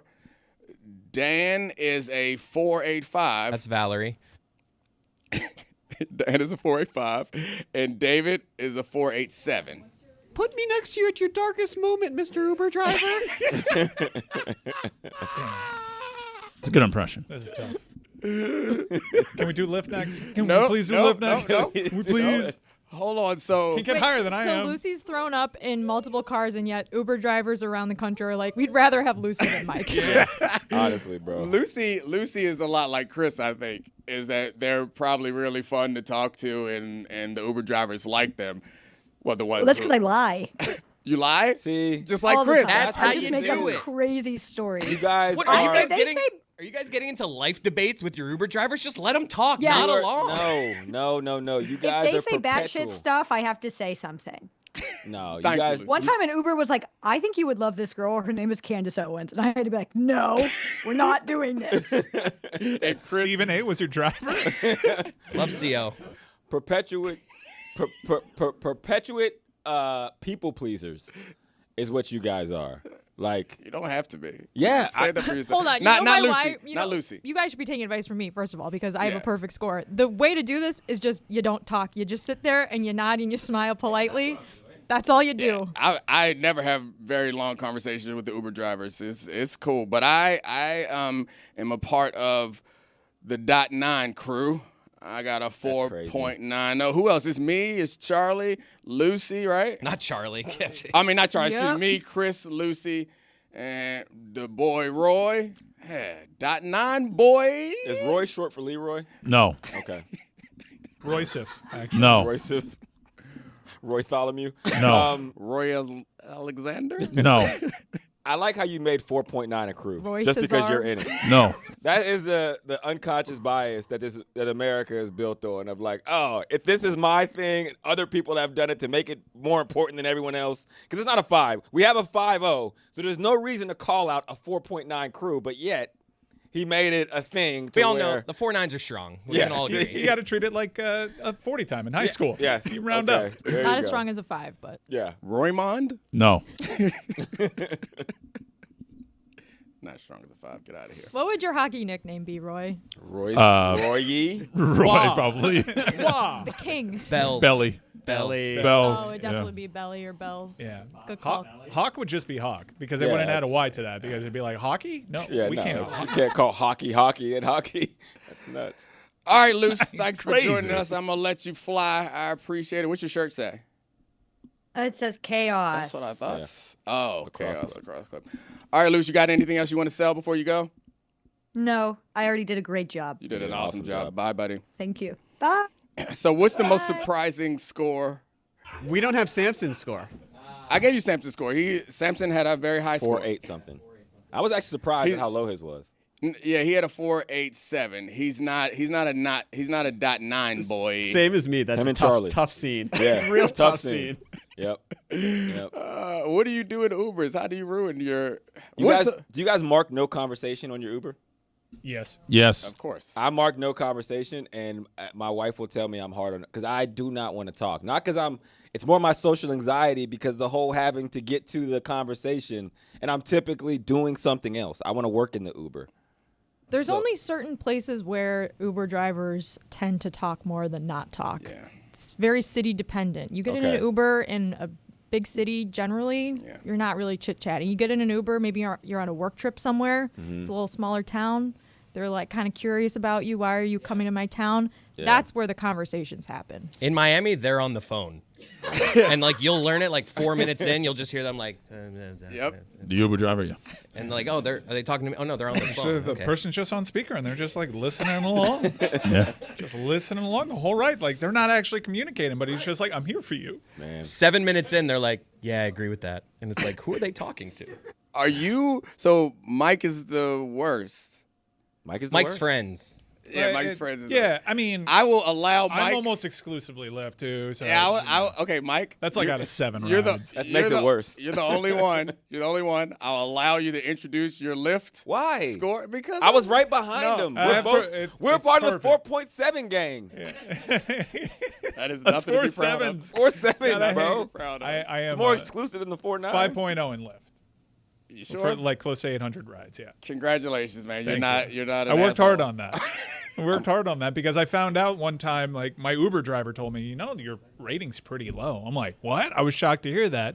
And then I was, like, trying to figure out exactly how I got to that point. I'm like, I'm never really the problem, am I? How low was your rating? At that point, it was, like, in the 5. What? Like, yeah, like, it was, like, 0.5? Yeah, 4.5. So I'm really doing a lot of work on myself. Yeah, good job. And it's just because he wouldn't stop talking about Miami Hurricanes football. When I say no conversation, it's to protect my rating. I have also 5.0 in Lyft, in case you were wondering. I wasn't wondering. Okay. They hand those out on that thing. Yeah, apparently. Everyone's 5.0 on Lyft. They tried to get you guys to come over, but steal the Let me- car in let order me to get a see bad some of your rating. Lyft ratings out, because for some of you, I mean, there's only one way to go. I don't even have Lyft. yeah, I don't know that I even have Lyft. I feel like I downloaded it at one point. My name on my Uber is also not my name, so I wouldn't even be able to prove that it's my profile. Do you have a fake name like Roy? Yes. So does Pablo. You guys don't go fake names on Roy's Uber? name's Jack Spade. Yeah, I'm going to get you, sucker. So I mean, the point of having No, seriously. a fake name, you can't say. He checks into hotels Yeah, as Jack Spade. to say the name Yeah, on you air. can't say the name. Isn't that the point? Yeah, it is. So people don't know your identity. You can't now give it away that you are Jack Spade on all your rideshare apps. Every hotel I go in, is there a Jack Spade sitting in here? Which of these is the most surprising? I feel like, Jess's 5.0 shocked me. That's incredible. I'm not like your wife, it turns out. Apparently not. We're different. But Uber was around when you were in college. No. So, Hey. like, it And I changed. was very respectful. I would like to ask for a retroactive 90s pardon for being Yes, sexist. that And was- I just would like a sexist pardon. We didn't at some point. You truly don't have to dig into sexist how people. sexist Can the that pardon got. be granted because Lucy's is still the most shocking? 496 with a double boot. Well, you know what? Maybe they're Yeah, that's like nuts. maybe they're really smart about when they order the Uber. Like maybe she's not feeling great. Like you should probably get this one, so it goes on someone else's Yeah. ratings because I'm not at my best. Also, how many rides? We should also put that into consideration because if you only have 2 Uber rides and you have a high rating, I'm less impressed. Yeah. Whereas if I have in the 4.7 gang for life, and Not I've had locked in. Hopefully not for life. for life, never getting out of the 5.0s in 4.7 Lyft. gang. Asterisk. Yeah, we should see how many rides you have. How do you do that? I don't know. My Lyft tells me right away. Lyft though. tells me, yep. Lyft I have is perfect. 106 Lyft rides. I would love. Did anybody text Amin and find out? Amin and Tony. So maybe I guess in the next segment we'll get an Amin and Tony because somebody has to undercut my buddy Mike. I believe that between Amin and Tony, one of them is going to get under Mike, right? Man, that's pretty low. That's a pretty low rating. Who do you think is lower, Amin or Tony? Amin. Yeah. I think Amin is lower for sure. I think Tony's lower. Just because I felt bad the way that y'all all jumped on my dog. No, Tony can be a charmer. Yeah, fair point. And Toby's, Think about his friends. I have a text from Pablo. Ask Mike if his Uber driver handed him a survey full of the anonymous thoughts of other Uber drivers that drove him in an attempt to make him more likable. Your thoughts? I don't want to indirectly talk to Pablo. This episode of the Dan Le Batard Show with Stugotz is presented by DraftKings. DraftKings, the crown is yours. We back. So on the Dominique Foxworth Show, Charlie and I, after each show, determine whether we won or lost. And sometimes later on in the day, immediately after the show, sometimes we're right. And then later on in the day, we're like, hey, I think we took a loss. Or like, hey, keep the streak alive. I say that to say, at the end of today's show, we're going to have show awards, as we did last time I was here. But we also need to determine whether we won game one or not, because we got a 5-game series. Yeah. We got a 5-game series this week, and we got to get out here with a dub. And I'm so, as I mentioned before, I'm so happy to have Hawk here game one. He's clutch, man. So does that mean if we win the first 3 games, we just don't work Thursday, Friday? Yeah. I mean, that's how a series work, baby. So bring your A game. That's week 17 and 18 of the NFL season, basically. How are we doing today so far? Are we up? I think we got a pretty good lead. It's a close ball game. We blew the lead with Dominique's follow-ups to Lucy. They weren't great. No. It was a bit of a turd quarter. I had a couple turnovers, baby. I had a hot start, got full of myself, had a couple turnovers. Hand up. Another thing from the Dominique Foxworth Show, accountability plays. That's what went off you, coach. You take responsibility. Couple of errors. Oh, no. We don't tell if it went off us.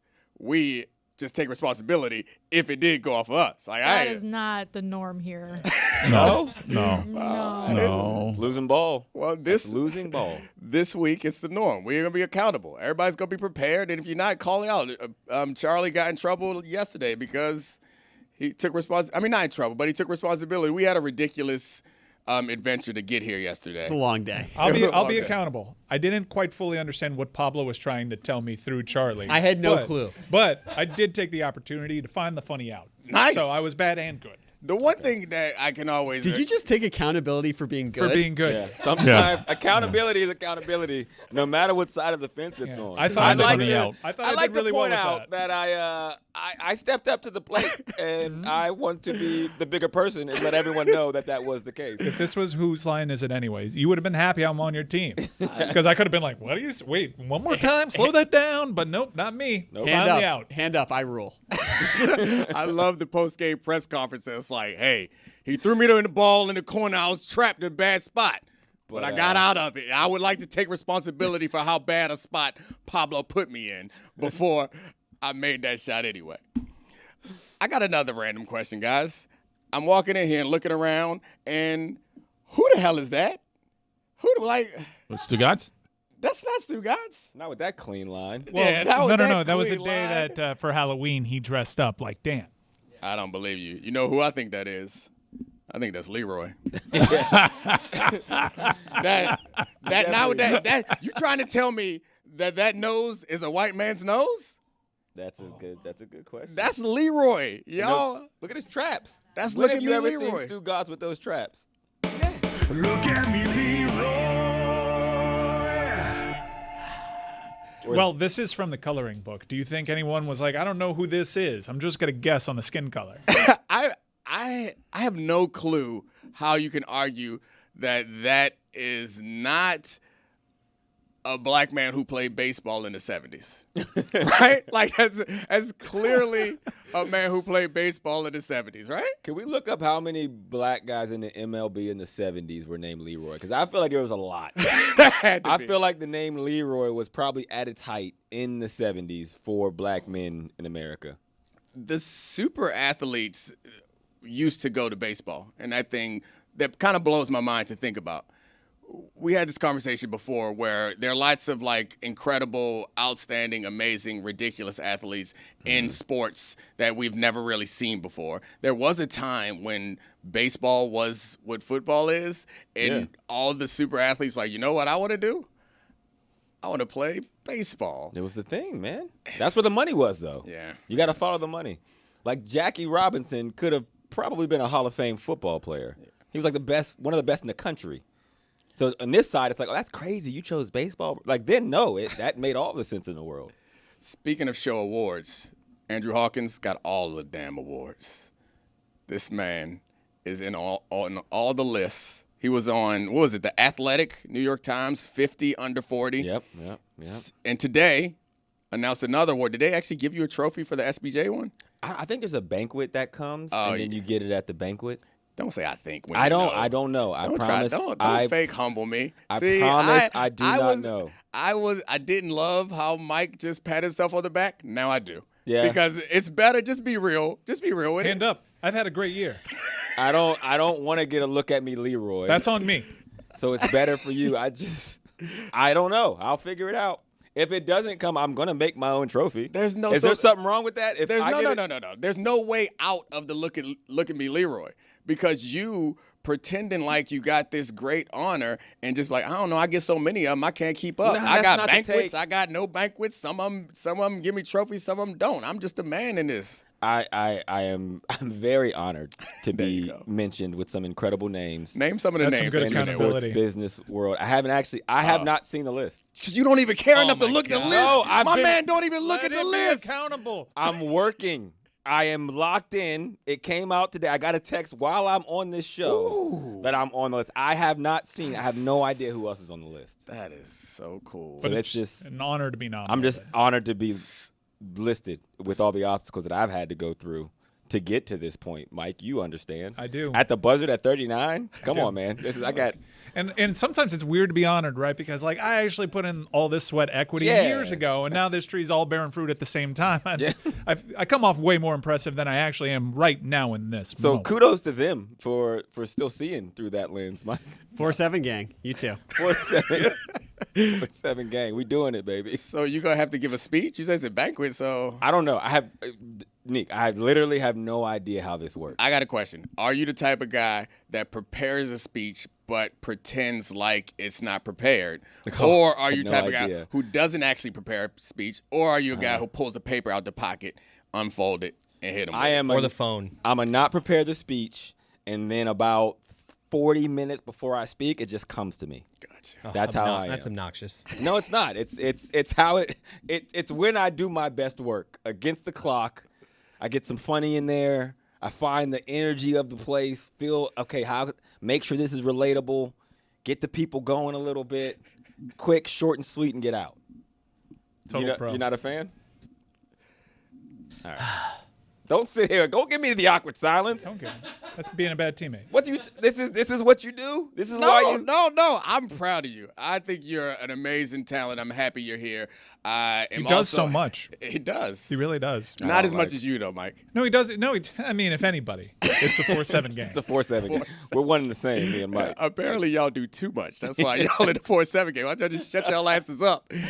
Get there on time. Sit your goofy ass in the back. 4-7 gang. Only found one Leroy, first name Leroy, who's played in the 70s. His name is Leroy Stanton. He was a Met, a California Angel, and a Seattle Mariner. Does he have a beard and look just like that guy on the red No screen? beard.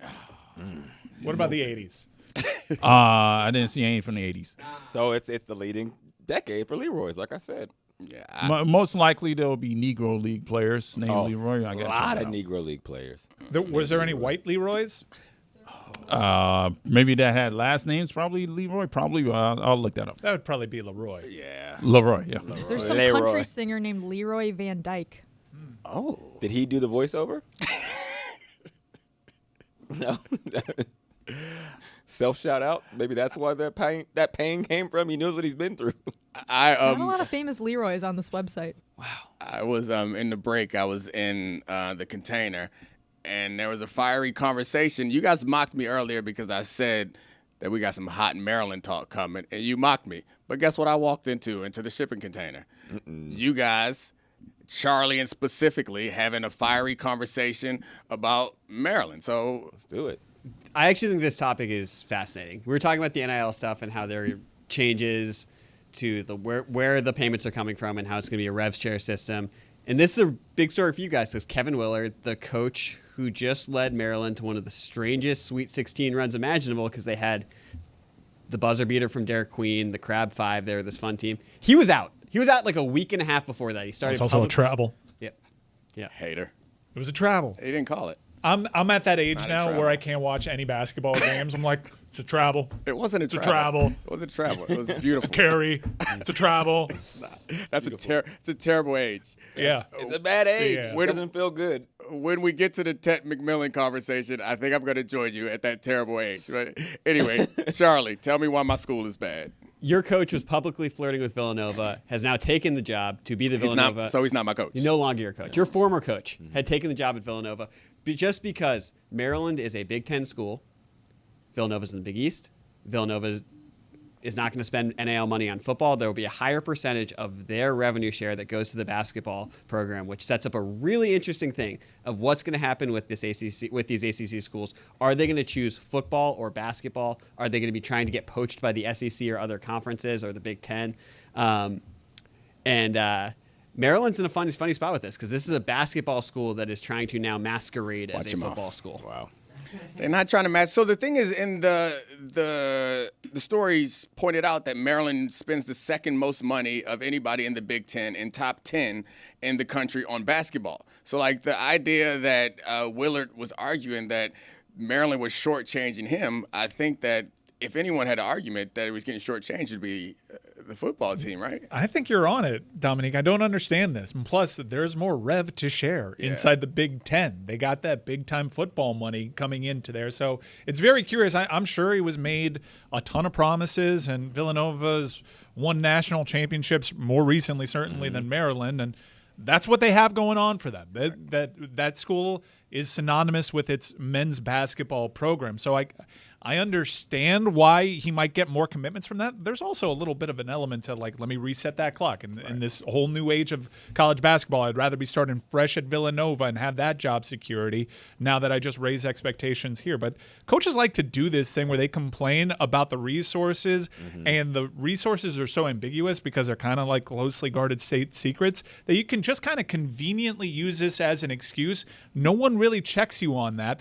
Like Jim Larinaga. There we go. I got it. I was confused why Mike Ryan was into this Maryland I did some topic. of it on Friday, but we just I just had this conversation. Yeah, we did this on Friday, but we let Jim Larinaga and Leonard Hamilton join us in our content making, and we just NIL portal, like we hear you. That must be difficult for someone of your age.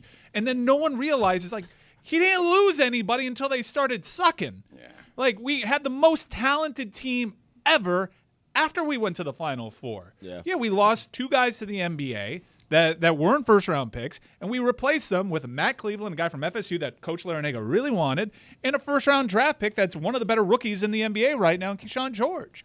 So that was the most talented Miami team ever, and they fell on their face. And then the following year, we got him a top 3 recruit in the nation, and he quit midway through the year.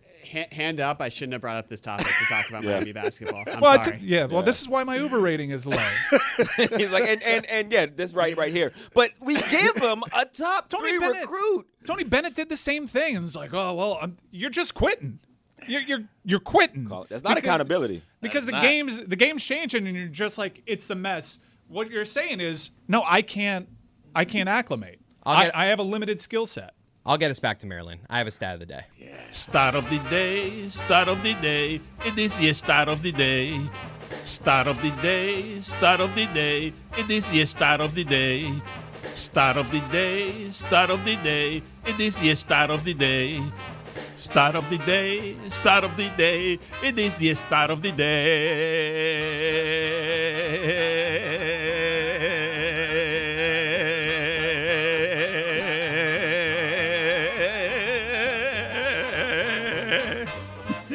Way too long.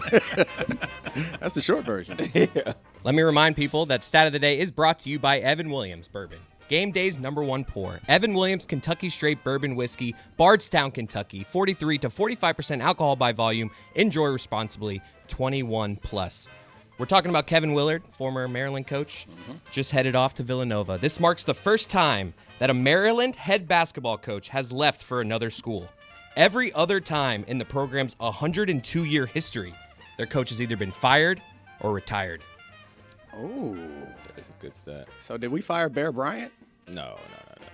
I mean, we had to, right? No. I think we did. Basketball, I think they're talking about. So it's not all sports? No, just Oh, basketball. just This basketball. program, odd program. Yeah. Gary We're Williams. better for it. It is a great program, especially the leadership there at the program Man. is fantastic, man. Okay, Especially- I just think whatever they're doing with RevShare, it's in good hands. So if they've made and I think it was probably more team. They knew that this guy can't hang. Let's go get better, right? You know, no bias there. Just up straight down the middle is how I shoot it. That's how I end up on those lists. Just so you guys know. The Kevin Willard stuff is interesting because he was not a crazy successful coach, but the opportunity came and he jumped ship. So I'm never going to begrudge anybody for moving on to a different opportunity or to what they believe is a better opportunity. But it was weird the way that he did it, I thought, because so first he's doing press conferences where he's leaking that the AD is going to leave, and he's kind of also taking shots at the institution for not paying for him and his team to stay in New York and celebrate Christmas together. And he's arguing that the rev share is not favorable when it actually appears the reporting suggests that the rev share is favorable for him. Then he skips a Sweet 16 dinner with his team where he's supposed to go celebrate with them while they're on a run to Sweet 16, obviously because he had some understanding with Villanova. It just is a weird way to go about things, but I guess at a certain point, more than anyone else should understand and know that college football or college sports is gross and getting grosser, and all the standards that we used to pretend to hold ourselves to, we don't even pretend anymore, and it's just scary for the future. It's always been gross, though. When Right. did it get gross? I think we moved the veil, I guess, which I guess is better. We can see the gross. I kind of think that people started feeling outwardly that this is gross when the players got to do what the coaches got to do the entire time. And then it kind of held up a different light. And then the coaches were like, hey, that's unfair. That's not cool that they can do that. We're supposed to be the only ones that get away with that. So how does that relate to Miami? I mean, it can if you want to read into it. Why did you ask him that? Why would you ask that question to my 4.7 ganger? I would say that racism. Yeah. Yes. I would say it all Yes. it all goes back to racism, because once the black teenagers started making millions of dollars and being able to say, hey, no, I want to go to your school. No, I actually want to go to this other school. Why? For more money. Wait, you can't do that. We can do that. You can't do that. You're a black teenager. And I think that's where it actually changed, if we're getting down to the nitty gritty. Are you talking about the music group, Young Black Teenagers, or is that? That was actually mostly white kids. It wasn't DJ Scribble. I think they were all white kids. Yeah, From the Tap MTV the- Raps trading card I found in my mom's house. Tap the bottle, twist the cap. There it is, baby. That's where Scribble was from. So I am very biased on the Maryland sports. Obviously, Neek is biased. He's the most biased on this topic. But my cousin is the executive director of RevShare and general manager of Maryland Athletics. Did he get on the 50 under 40 list? He's over 40. Is an older cousin. But I got to be honest and say I'm completely biased. I have no idea what the situation is going on there, but I'm in support of whatever he is doing. And I feel like we should be able to talk more about our biases in sports media. Yeah, we all have biases. We should be clear and outspoken about those biases. But Am I the only one that's pointing out the racism, though? Yes. Really? Yeah. Give him a look at Leroy. That's what he wants. I like how you play your audience, too. I didn't feed into it because I'm like, all right, I like what you're doing, 4.7. I mean, you did it. You know how to read the room. He's a Louis. But he's also biased. But he's talking about against. racism. No. I'm not. No? I'm biased against the NCAA, like, no doubt. I've been very public, but I've always been anti-NCAA because of my very valid persecution complex. Okay, there's where it comes in. All right, guys, we're going to take a break. But before we do, Andrew, does your cousin's name start with an A? This is gonna be even worse. All right, real quick. This is a real quick story. My cousin's name is Geroy, okay? But he's a junior. Huh? Okay, his name is Geroy. He's a junior, Geroy Jr. His father, who is Geroy, has a twin brother. Guess what his twin brother's name is? Leroy. We back, and we are joined by an incredible guest, a legend the legendary caddy, Steve Williams. He's here to promote his book, Together We Roar, alongside Tiger for his epic 12-year, 13-major run. It comes out on April 1st. Buy it as a gift for somebody coming up for whatever holiday you want. Steve, thank you so much for joining us, man. I'm excited to have you. You're a legend. Well, thanks very much. It's nice to be on your show, guys. All right, so I want to start with, we're going to get to all the great golf stories that I'm sure you're in your book. You're not going to give away all the best ones, so people have to buy it. But I had a random question as I was thinking. Normally, people who work in sports are great athletes themselves also. Did you grow up playing a sport other than golf? Yeah, I was a fanatical rugby player. I'm from New Zealand, and rugby's our national sport. Everyone, when they're a kid growing up here, wants to be an All Black, and I was no different to that. Yeah, me too. When I was growing up, all I wanted to be was black too, Stevie. So you are obviously phenomenally tough guy. Any injuries from your rugby career or gruesome hits? No. Not. I think I might have lost a couple of teeth before it was mandatory to wear a mouth guard, but no, nothing too serious. I played rugby through my early college days, and then obviously started caddying at a young age. But yeah, rugby's a big game here in New Zealand. I'm not sure if you know much about it,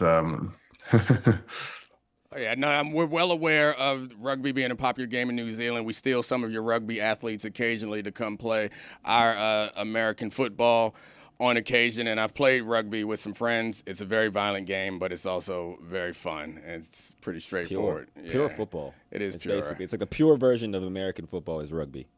Agreed. So, all right, the book. What in the book? Why'd you look at me like that? You're talking. I gotta. No, look at because you said it's pure football. I was like, oh, Hawk about to go somewhere with this. Oh, okay. Then he just looked back at me. No. I'm just a big rugby fan. All right. Who in the tour right now could you beat? Don't get scared. I know you watch golf and you look up and you're like, hey, I can beat some of these dudes. Who? Name them. Name some names, Steve. No. How do you mean you can beat some of these dudes? Oh, I mean in golf, like it's somebody on the tour you could beat.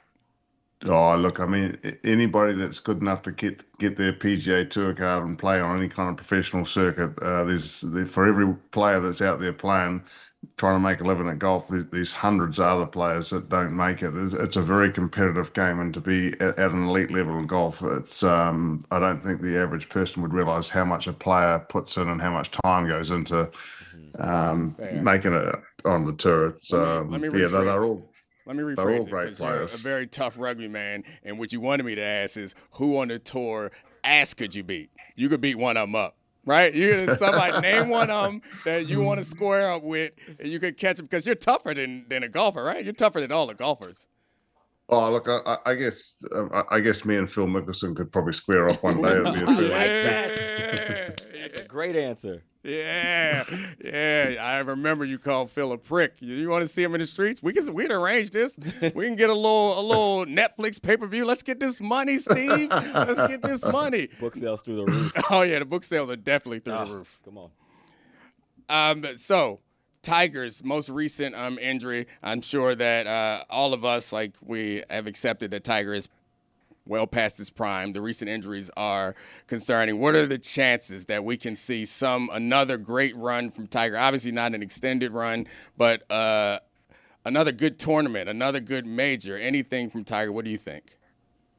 Yeah, that's a great question. My personal belief is that he won't give up the dream of trying to win another major championship until the time comes when he knows it's not a possibility. So in order for him to play in a major championship and be competitive, he needs to have his body allow his body to be healed and to the point where he can practice, so that when he stands on the first tee of a major championship, he knows he's fully fit and he can play 72 holes without any ailment, and then he can compete. So Tiger's an incredible competitor, and I think he's proud of all the records he's got. And I think one record he'd like to add to is winning a major championship at 50 years and older. Right. Phil Mickelson's proven that you can do that, and there's been another number of other players have won majors late in their career. So, Tiger's, I don't think he's given up the dream of doing that. And, until such point where he that dream's gone, where he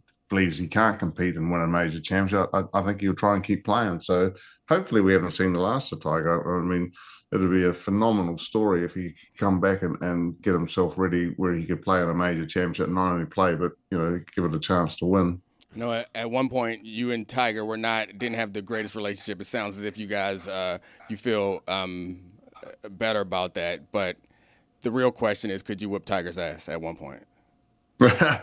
When I went to work with Tiger, I considered myself to be reasonably fit, and he gave me a whole different perspective of what being fit was. I got it. Yeah, you could. He put me through some rigorous workouts, and sometimes I had to say, "Look, I'm done now, Tiger. I'll meet you in the car when you're finished." He's pretty strong, dude. Together We Roar. You guys need to buy it, order it. It comes out on April 1st, 2025, alongside Tiger, his epic 12-year, 13 majors run.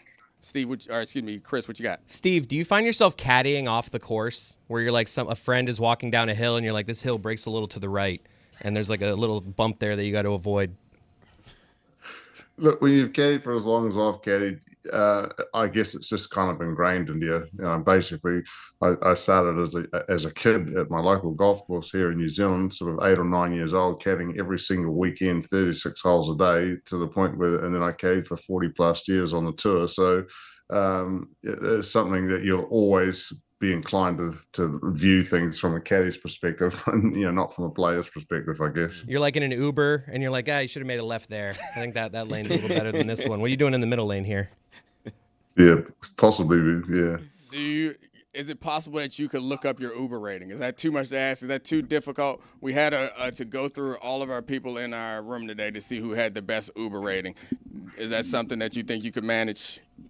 Well, I think you'd have to fair to say it's a 0 because I've never used an Uber. So, wow. Private car. Yeah, big money. I ain't messing with no Ubers. I got a personal driver. I see you, Steve. I drive myself everywhere, haven't had the pleasure of had to use an Uber yet. And if I have used one, my wife would have booked it for me because I don't carry apps on my phone, so I'm a bit old school. Steve, where would most likely a heated interaction between you and Tiger at the peak of you working with him, like a heated exchange, where would that take place? Well, we only really had one heated exchange, and it was at Augusta in 2003.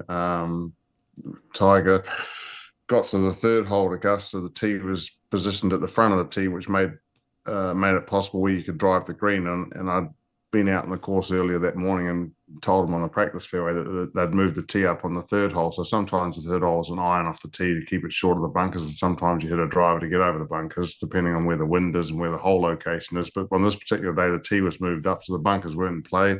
There's no doubt in my mind it was a driver.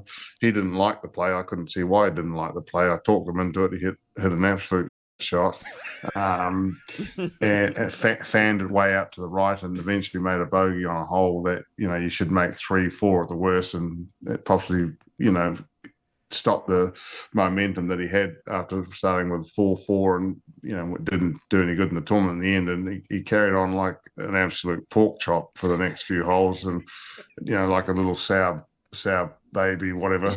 And on the ninth hole, I just absolutely let it rip. It's the first time I'd done that since I started with him. Just gave him an absolute mouthful and a bollocking about his behaviour and the way he was carrying on, and that was all good. And then when we completed the round, he said, "Hey, thanks very much for the pep talk up 9 and everything." So but like we got on like a house on fire when I was working for him. I think that was the only time that we ever had any kind of really heated argument. It was unfortunate. It was during the round of a major championship, but when I came up the 18th hole, I thought, well, this might be the last time I'm getting to Tiger. He either liked it or what I said, or he absolutely hated what I said. So he was very good about it. So we laughed about that for a little bit. Yeah. What do you think is the best quality that you bring, or most value that you brought as a caddy?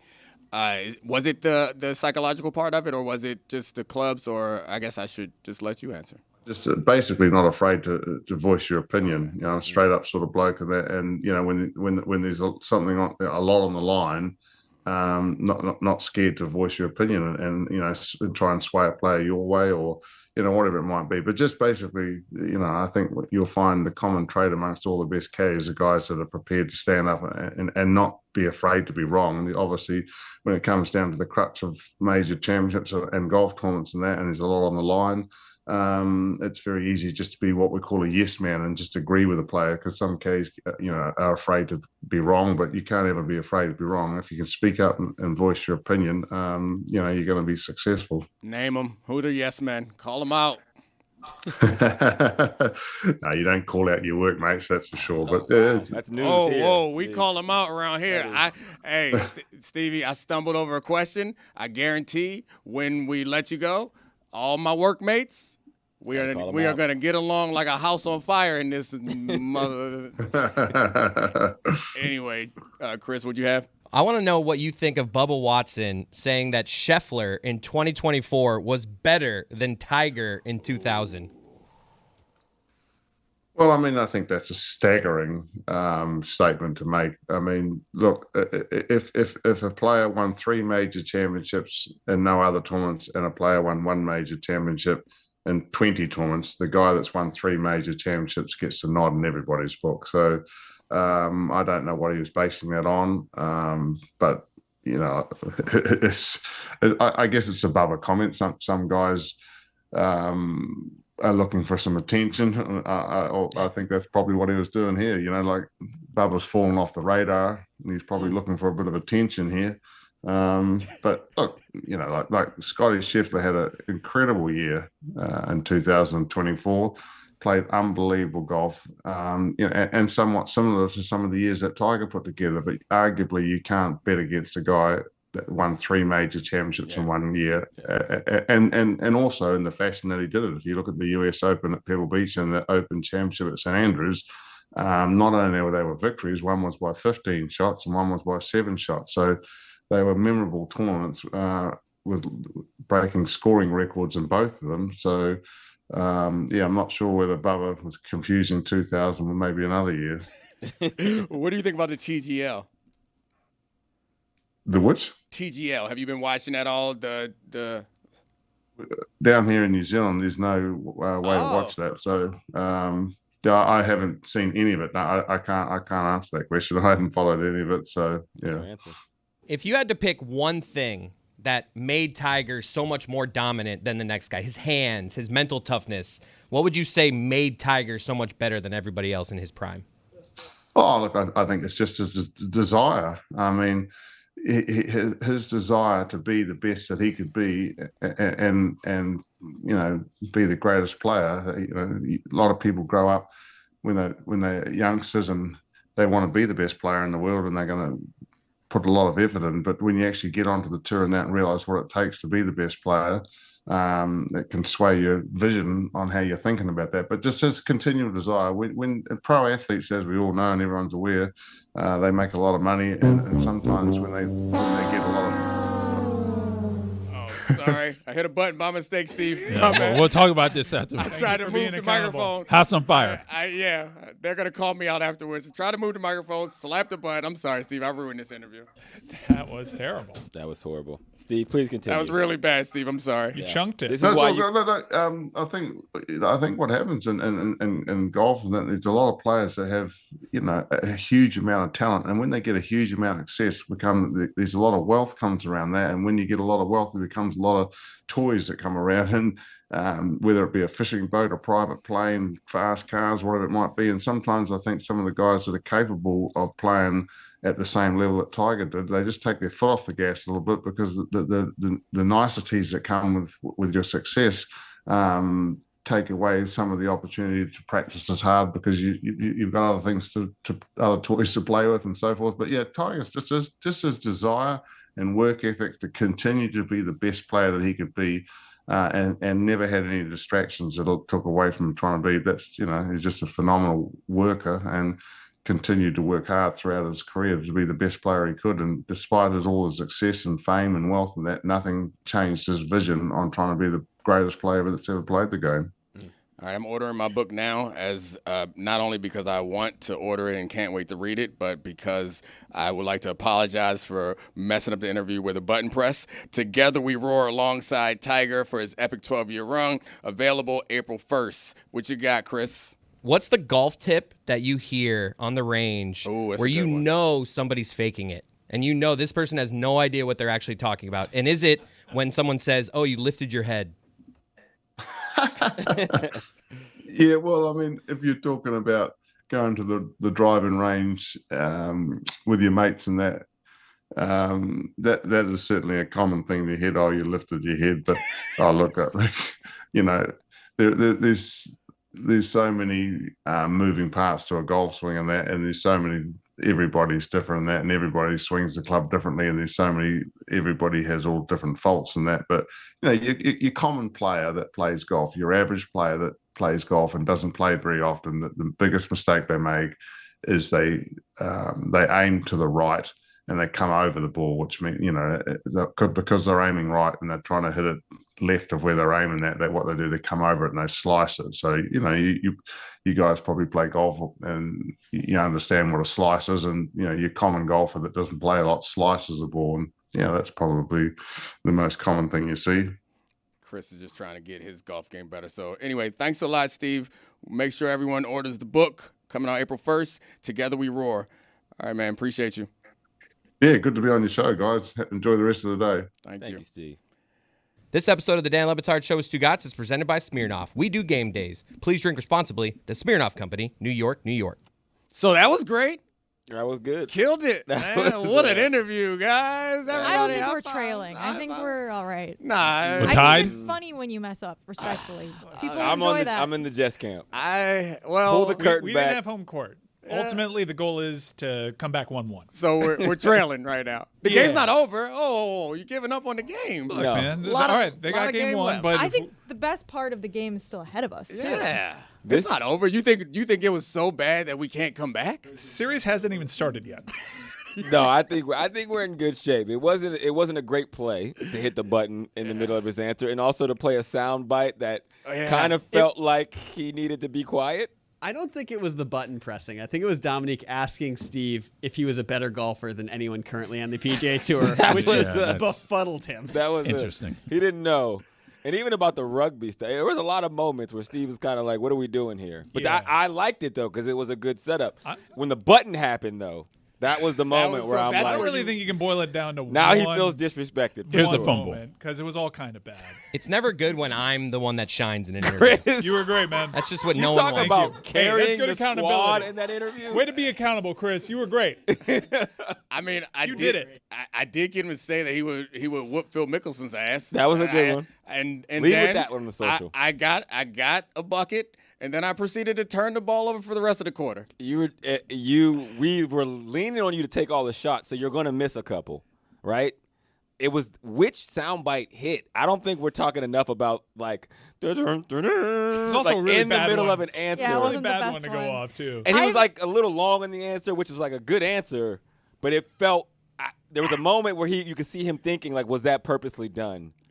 Are they like telling me to get off the stage because I'm speaking too long? Hand up, accountability. I blew it. I blew the interview. I have an idea how we can get back out ahead, Love to hear it. Okay. which is by doing weekend observations. Let's do Yeah, do it. Well done. It is time for Jessica's game notes. No one in the media will tell you what happened better than my girl, Jess. Weekend Observations is presented by Miller Lite. Dom. It's one of the busiest times on the sports calendar, and we're one of the biggest podcasts in sports. But inexplicably, our host left us. One went on an indefinite hiatus, and one took his elegant swan on a work trip to LA. But you know what they say, the show must go on. And this segment is still sponsored. So just like that, make no mistake about it, Dominique, you and Charlie Kravitz are back. Charlie Kravitz, the vanilla snack. Snack attack. For only the second time in men's NCAA tournament history, 4 1 seeds are in the Final Four. For context, the last time that happened, Stugotz still came to work every day. The L in Le Batard stands for Los Angeles for the exclusive Sedano sit-down. Jeff Conine inducted into the Marlins Hall of Fame. Mr. Marlin. Put it on the poll. Can you be called Mr. Marlin if you played more seasons not on the Marlins than on the Marlins? Anytime there's a stoppage in play, Stan Van Gundy has to let you know how disgusted he is by it. Nobody, and I mean nobody, hates to see a review coming like Stan Van Gundy. SVG. Yankees, with 9 home runs in one game. The Bronx Bombers. WFAN taking calls all day about people wanting to talk bat size. That's what New York sports radio is all about. The Yankees, paying an MIT physicist instead of Juan Soto. Chess, not checkers. Also, Aaron Judge. Do it in the playoffs. BYU, the rare team to score 88 points in a college basketball game, only to lose by 25. Alabama, live by the 3. Alabama, die by the 3. Paige Beckers, bucket getter. Dominique, do you know what the B in Becker stands for? I don't. Bucket getter. You just told me. Yeah, you did know, actually. I did. You don't listen. Pete Crow Armstrong, Cannon, PCA. November 8th, Frank Reich, Bill Belichick. Go ahead and circle it. Got the Stanford job. Collision It course? was breaking news like an hour ago. Oh, wow. Texas Tech, choked. If I was a Texas Tech fan, I would never recover from that loss. You know what the W in Walter Clayton Jr. stands for? Nope. Winner. Oh. You know what the C in Walter Clayton Jr. stands for? Championship? Closer. You know what the J in Walter Clayton Jr. stands for? No. Just give him the ball and get the bleep out of the way. Alex Ovechkin, still doing it. Fans Ovi. will make them dance. Death, taxes, and Don Staley in a Final Four. You tell Don Staley where the Final Four is, and she'll make sure she's there. The Jets GM announced that he believes Justin Fields will be the starter. Buddy, that's what the $30 million guaranteed already told us. Justin Verlander, San Francisco Giant. Miami Marlins, feisty. Yeah. Mr. Marlin. Congratulations to the guy who really went out on a limb and picked all 4 1 seeds to make the Final Four. Dan Le Batard in Los Angeles, asking comedians what's the worst part of the life. Dan, the worst part of the life is listening to you interview comedians. What happened there? Taylor. Bill Belichick's girlfriend Jordan trolled the Atlanta Falcons with an Instagram post on 3/28. When Bill Belichick won that Super Bowl against the Falcons, Jordan was 15, and Stugotz still came to work every day. Big Ten, with 0 titles since 2000. Hey, Big Ten, do it in the NCAA tournament. Haley Van Lith, the first player in history to take 3 different teams to the Elite 8. You know what they say. I don't. If you have 3 Elite 8s, you don't have 1. Auburn's Denver Jones, clutch. In honor of Denver Jones, top 5 athletes and celebrities named after a U.S. city. OLI, Houston Nutt, Aaliyah Boston, Austin Rivers, Memphis Depay, Cal Raleigh, Grover Cleveland, is that a celebrity? John Stockton. Number 5, Orlando Pace. Number 4, Dallas Clark. Number 3, Joaquin Phoenix. Number 2, Ron Washington. Number 1, Tiffany Pollard. New York.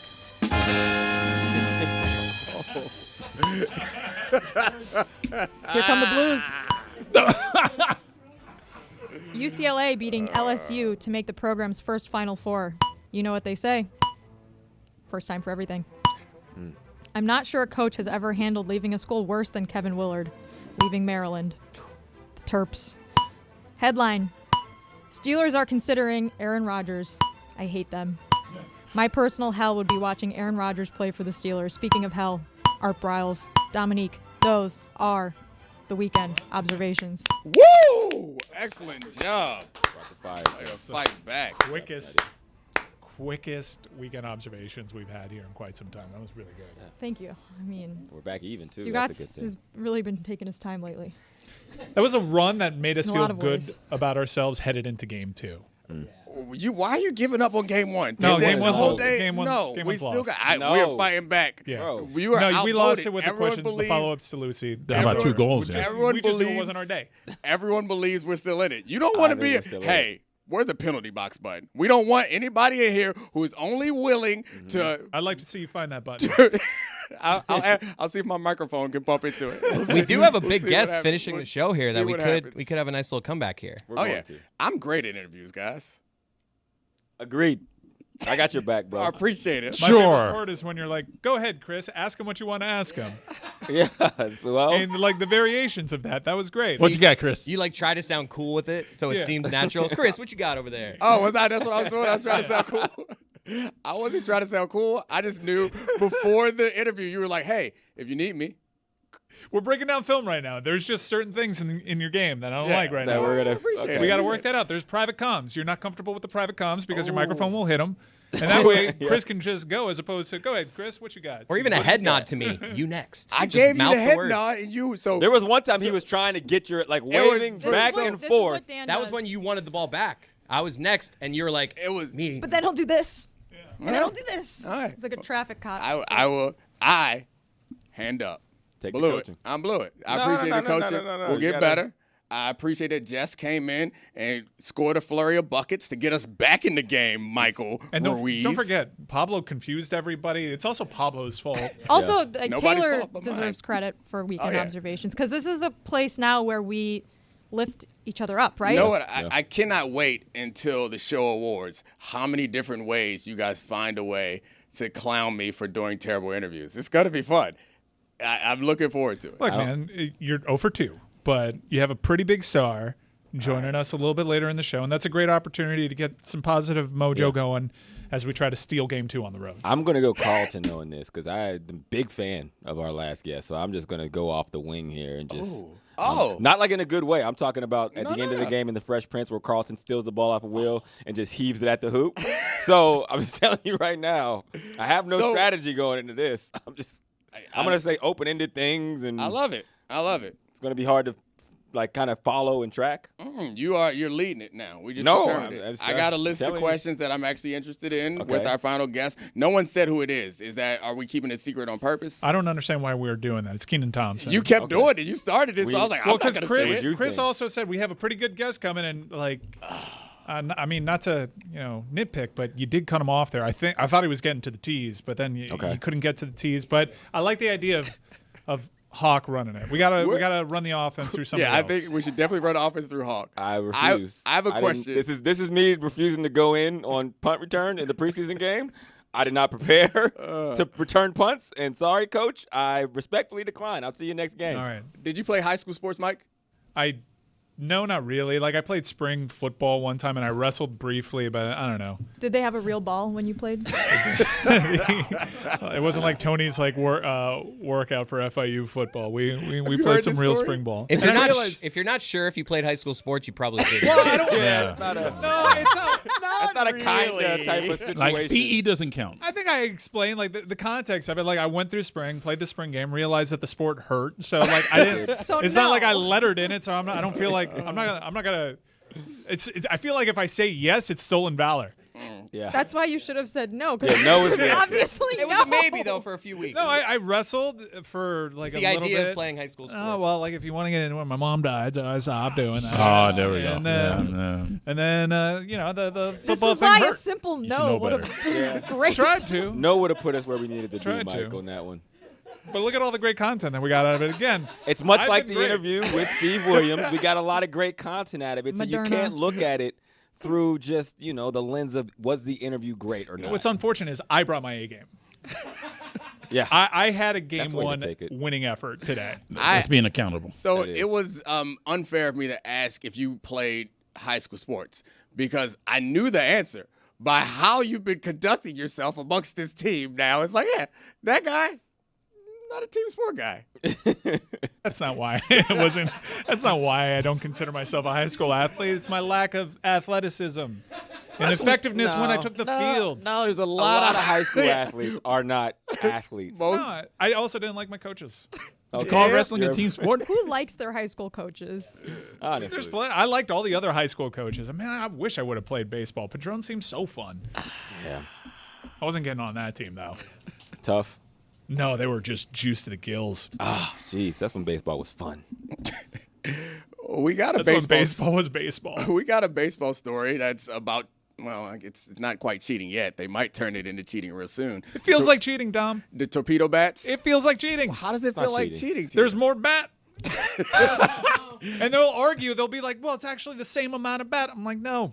There's Just shifting the weight. The part of the bat that was smaller is now bigger. That's where most of the balls hit the bat. That feels like cheating. It's a bowling pin now. To be clear, the Yankees are using a different type of bat called a torpedo bat that moves. Great name. That moves because it looks like a torpedo. That moves some of the weight and mass of the bat into a place where the ball more often hits, and it's allowed them to hit. What's the number? It's like 12 home runs in 9 innings or something like that. You're close. It's just a ridiculous. It's clear that it's a result of the bats, and it's not because they just all of a sudden became great baseball players. I read a story, and apparently an MIT scientist is behind all this, and we really needed to go MIT for the solution to be bigger bat. It's not a bigger bat, Mike. It still falls within the rules of the. It's a certain formula that they followed. Maybe to stay within the rules. It's kind of like the tush push. This is baseball's tush push. That's actually a great comp, Hawk. You had a pretty good game one effort. Thank you. He was great. All right, 4 sevens. we got our guest here, guys, so we can stop talking about baseball because who wants to do that? Kenan Thompson is here to join us. Thank you, sir. What's good with y'all? Good morning. Chilling. We're having a good time. I wanted to start with you with Morgan Wallen. I saw him walk off the set. Who did he call the N-word, and why didn't you punch him? Hilarious. What happens when Dan ain't on the show? This is just anything goes, man. So I'll be clear with you, Kenan. I had an interview earlier where I interviewed Steve Williams, Tiger's former caddy, and I did an awful thing. I asked him poor questions, and then I moved my microphone while he was answering the question, and I hit this button. While he was answering a question, it was a complete mistake. So I'm reeling right now, Kenan. I'm reeling. And I'm like, you know what? I got a big star coming up in Kenan Thompson. I'm about to have a hell of an interview. I'm going to start it off with a spicy question. That's right. That's mad spicy. To answer your question, I don't know. It's how he's feeling, I guess. You know what I'm saying? Like, I don't know if he realized what he was doing. Actually. Well, Kenan's here because he's teamed up with Phantom Pharmaceuticals to raise awareness about GERD. We appreciate you, Kenan. What's your connection? You know what GERD is? GERD is real. I know it is. It's an intestinal, right? Go ahead. It's a gastro. It stands for gastroesophageal reflux disease. Reflux disease, yeah, reflux disease. Good job, everybody. That's teamwork. But no, I personally was suffering with acid reflux and was prescribed for Voquezna, and I've overcome it now. So I just wanted to spread the word about that in case anybody else might be having similar symptoms and they don't know necessarily how to approach it, if the over-the-counters aren't working for you. So talk to your doctor, and they might prescribe you Voquezna. What are the symptoms? How did you know that you were dealing with it? The typicals like burping up acid late at night, sleepless nights, stomach discomforts, stuff like that, just an acidy feeling in the throat. And it was starting to, affect my work and stuff like that. Because if I'm not rested, that's just more stress on top of stress, or I, would blow my voice out a lot easier. And, that's just not helpful because I don't know if people really know, but before SNL comes on, I sing the warm-up song. We warm up the audience or whatever, but I sing like a full song out. And I do that twice a night and then have to do the show. So sometimes, you can hear it, you can hear that my voice is like a little hoarse or raspy or crackling. And a lot of that was probably due to like, you know, an acid reflux situation happening. But Is it always decided that. I'm sorry. Is it always the same song? And what song is it? It has been the same song for a while. We've switched it up a couple times, but we keep coming back to this song. It's Give Me Some Lovin'. You know that song? Oh, no, who Give sings me that? some lovin', everything. Do. Spencer Davis Group, I want to say. Hearing you sing that reminded me of a question that we had from earlier in the show, and I would like your ruling on this. So we have a situation at this show when someone says something braggy, we have a sounder that we play that, here's one. Look at me, Lucy. Okay? And so that's around. We use that when someone says something braggy. And then they introduce this for no particular reason, but because they wanted to differentiate between certain type of braggers. And I want to know, is this okay or nah? Look at me, Leroy. Yeah, that face, I feel like tells a lot. Did you hear it? He put gravel in that voice, right? He put gravel in it, and then the name, thumbs up, thumbs down from Kenan Thompson. Yeah. That is what it is. You know what I'm saying? You can't act like there ain't no Leroy's out there. Yeah, you know what I'm saying? So you there's can. Leroy's in the world, but it definitely made me laugh. I feel like we're trying to put rules around it. Kind of cultures that brag, that's kind of interesting. I don't think you need it. I think you're fine with the first one or whatever. Or one or the other. Yeah. I don't think you need to differentiate the two. Yeah, it's been the general consensus. That's Kenan. hilarious. What's the number one food that will send you to tummy ache city with your GERD? Yeah, back in those days, it definitely was like, you know, late night pizzas and stuff, like spicier marinaras or spicier kind of foods on top of like sodas. Like, yeah, when I was in my bad, you know, health, you know, diet making choices, decision making era or whatever. Yeah, I was drinking a lot of sodas, you know, eating late. And yeah, a lot of like tomato saucy kind of like high acidity kind of foods basically for me. So yeah, those are all triggers that were not necessarily great without any sort of help or protection. What are the nights at SNL with the best spread? Is it after the main show? Is it the writing nights? What's the spread looking like around SNL? Oh, the spread is fantastic every single day, man. SNL is just, it's first class all the way. First class all the way, man. Talk to me slow about it. There's a lot of snacks out there, you know. There's snacks during the table read. You know, there's meal breaks when we have rehearsal and stuff like that. There's a whole commissary. So, you know, you just got to make better choices, basically. That was my kind of journey. Just make better choices. Of all the guests that you guys have had, who has been the most fun for you to work with? That's tough, you know, because like there's so many of them that are so great. You know what I mean? Like any old cast member that comes back to do the show is always fantastic. Tom Hanks is always incredibly delightful. Like Meryl Streep was surprisingly like insanely cool with everybody. Dave Chappelle has a good time. Like, you know, Chris Rock has a good time. Like anybody that comes. Look at me, Leroy. You earned that one. Yeah, that one's starting to rub me wrong. So maybe go back to because that's not my name. Exactly. That's the point. It's my cousin's name, but still. No, your cousin. I thought your cousin was Geroy. It's Geroy and Leroy. They're twins, man. It is. Are you serious? I'm serious. Yes. Leroy. Hey, Stugotz was right. Holy, Stugotz was right. This is what we talk about, Kenan. They're just playing a bunch Shout of out stuff. to Geroy and Leroy, man. Yeah, that's living life. Yes, this is what the culture of black people in America is. Tell them the rest though. Tell them how. That's standing on business. I'm Geroy. That's a G, bro. Tell them how everybody else in your family his name starts with an A. I don't think that's weird. Okay, so Kenan, do you have siblings, Kenan? A bunch of siblings. And they all start with the letter A. And my parents start with A's, and all of our kids start with A's. And then some of their kids also all start with A's, and they think our family is strange for that. No, I just think y'all are dedicated. That's all. Y'all dedicated to the A. I'm dedicated to the A being from Atlanta, so I feel you. Yeah, we both. Two up, two down. Piece up, two down. Is that what it is? No, you're from I don't Ohio. know. Okay. A-Town. Oh man. My bad. I'm still learning. Two up, two down. I don't know. All right, I got a question. Yeah, I don't know. Two up, two. It's like a football call. All right, so you are the longest running cast member in SNL history. Such a legendary show. I've been trying to hold him back, Kenan. He was so excited. I was, he was man. Like, I'm gonna You take don't over get the it, interview. dude. I'm so excited. I'm gonna just tell you, Kenan, but now big he's Kenan fan. Down. He raised me in this comedy game. All that.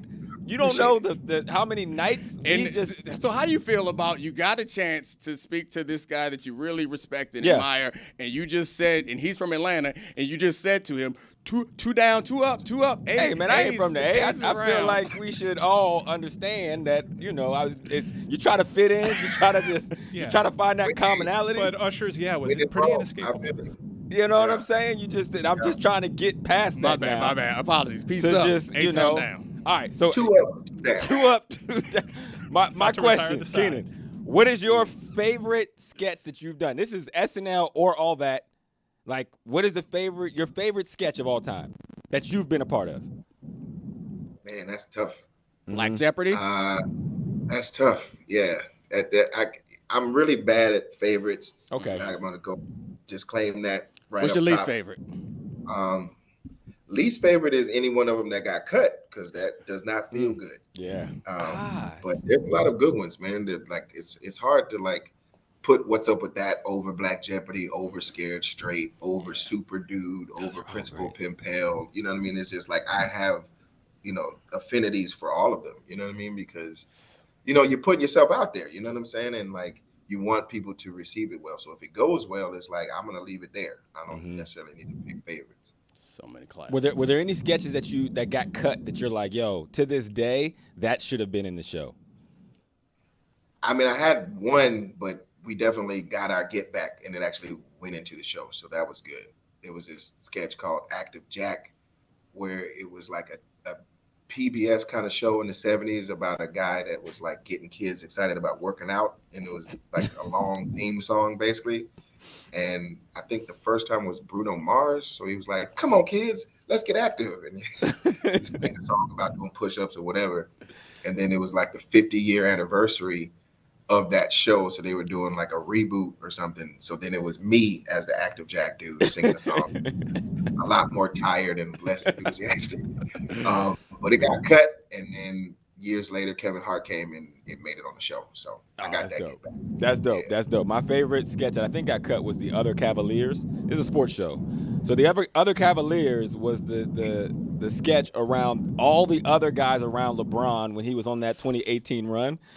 I'm talking like that might be my favorite sketch of all time. And I think online it did something crazy, like 100 million views. So people also agree that sketch was hilarious and mad that it didn't make the show. It is. Like I'm laughing right now just listening to the premise. Yeah, that was great.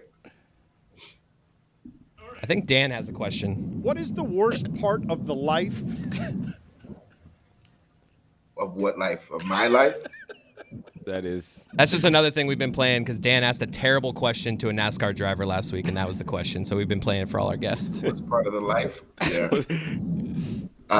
GERD? What, the life of being a famous person, or the life of having GERD, or what life? I think they all apply. Yeah, they all apply. The worst part, I don't know. Like it's hard to say. Like that makes you feel sad because then you're actually pinpointing what the worst part of it is.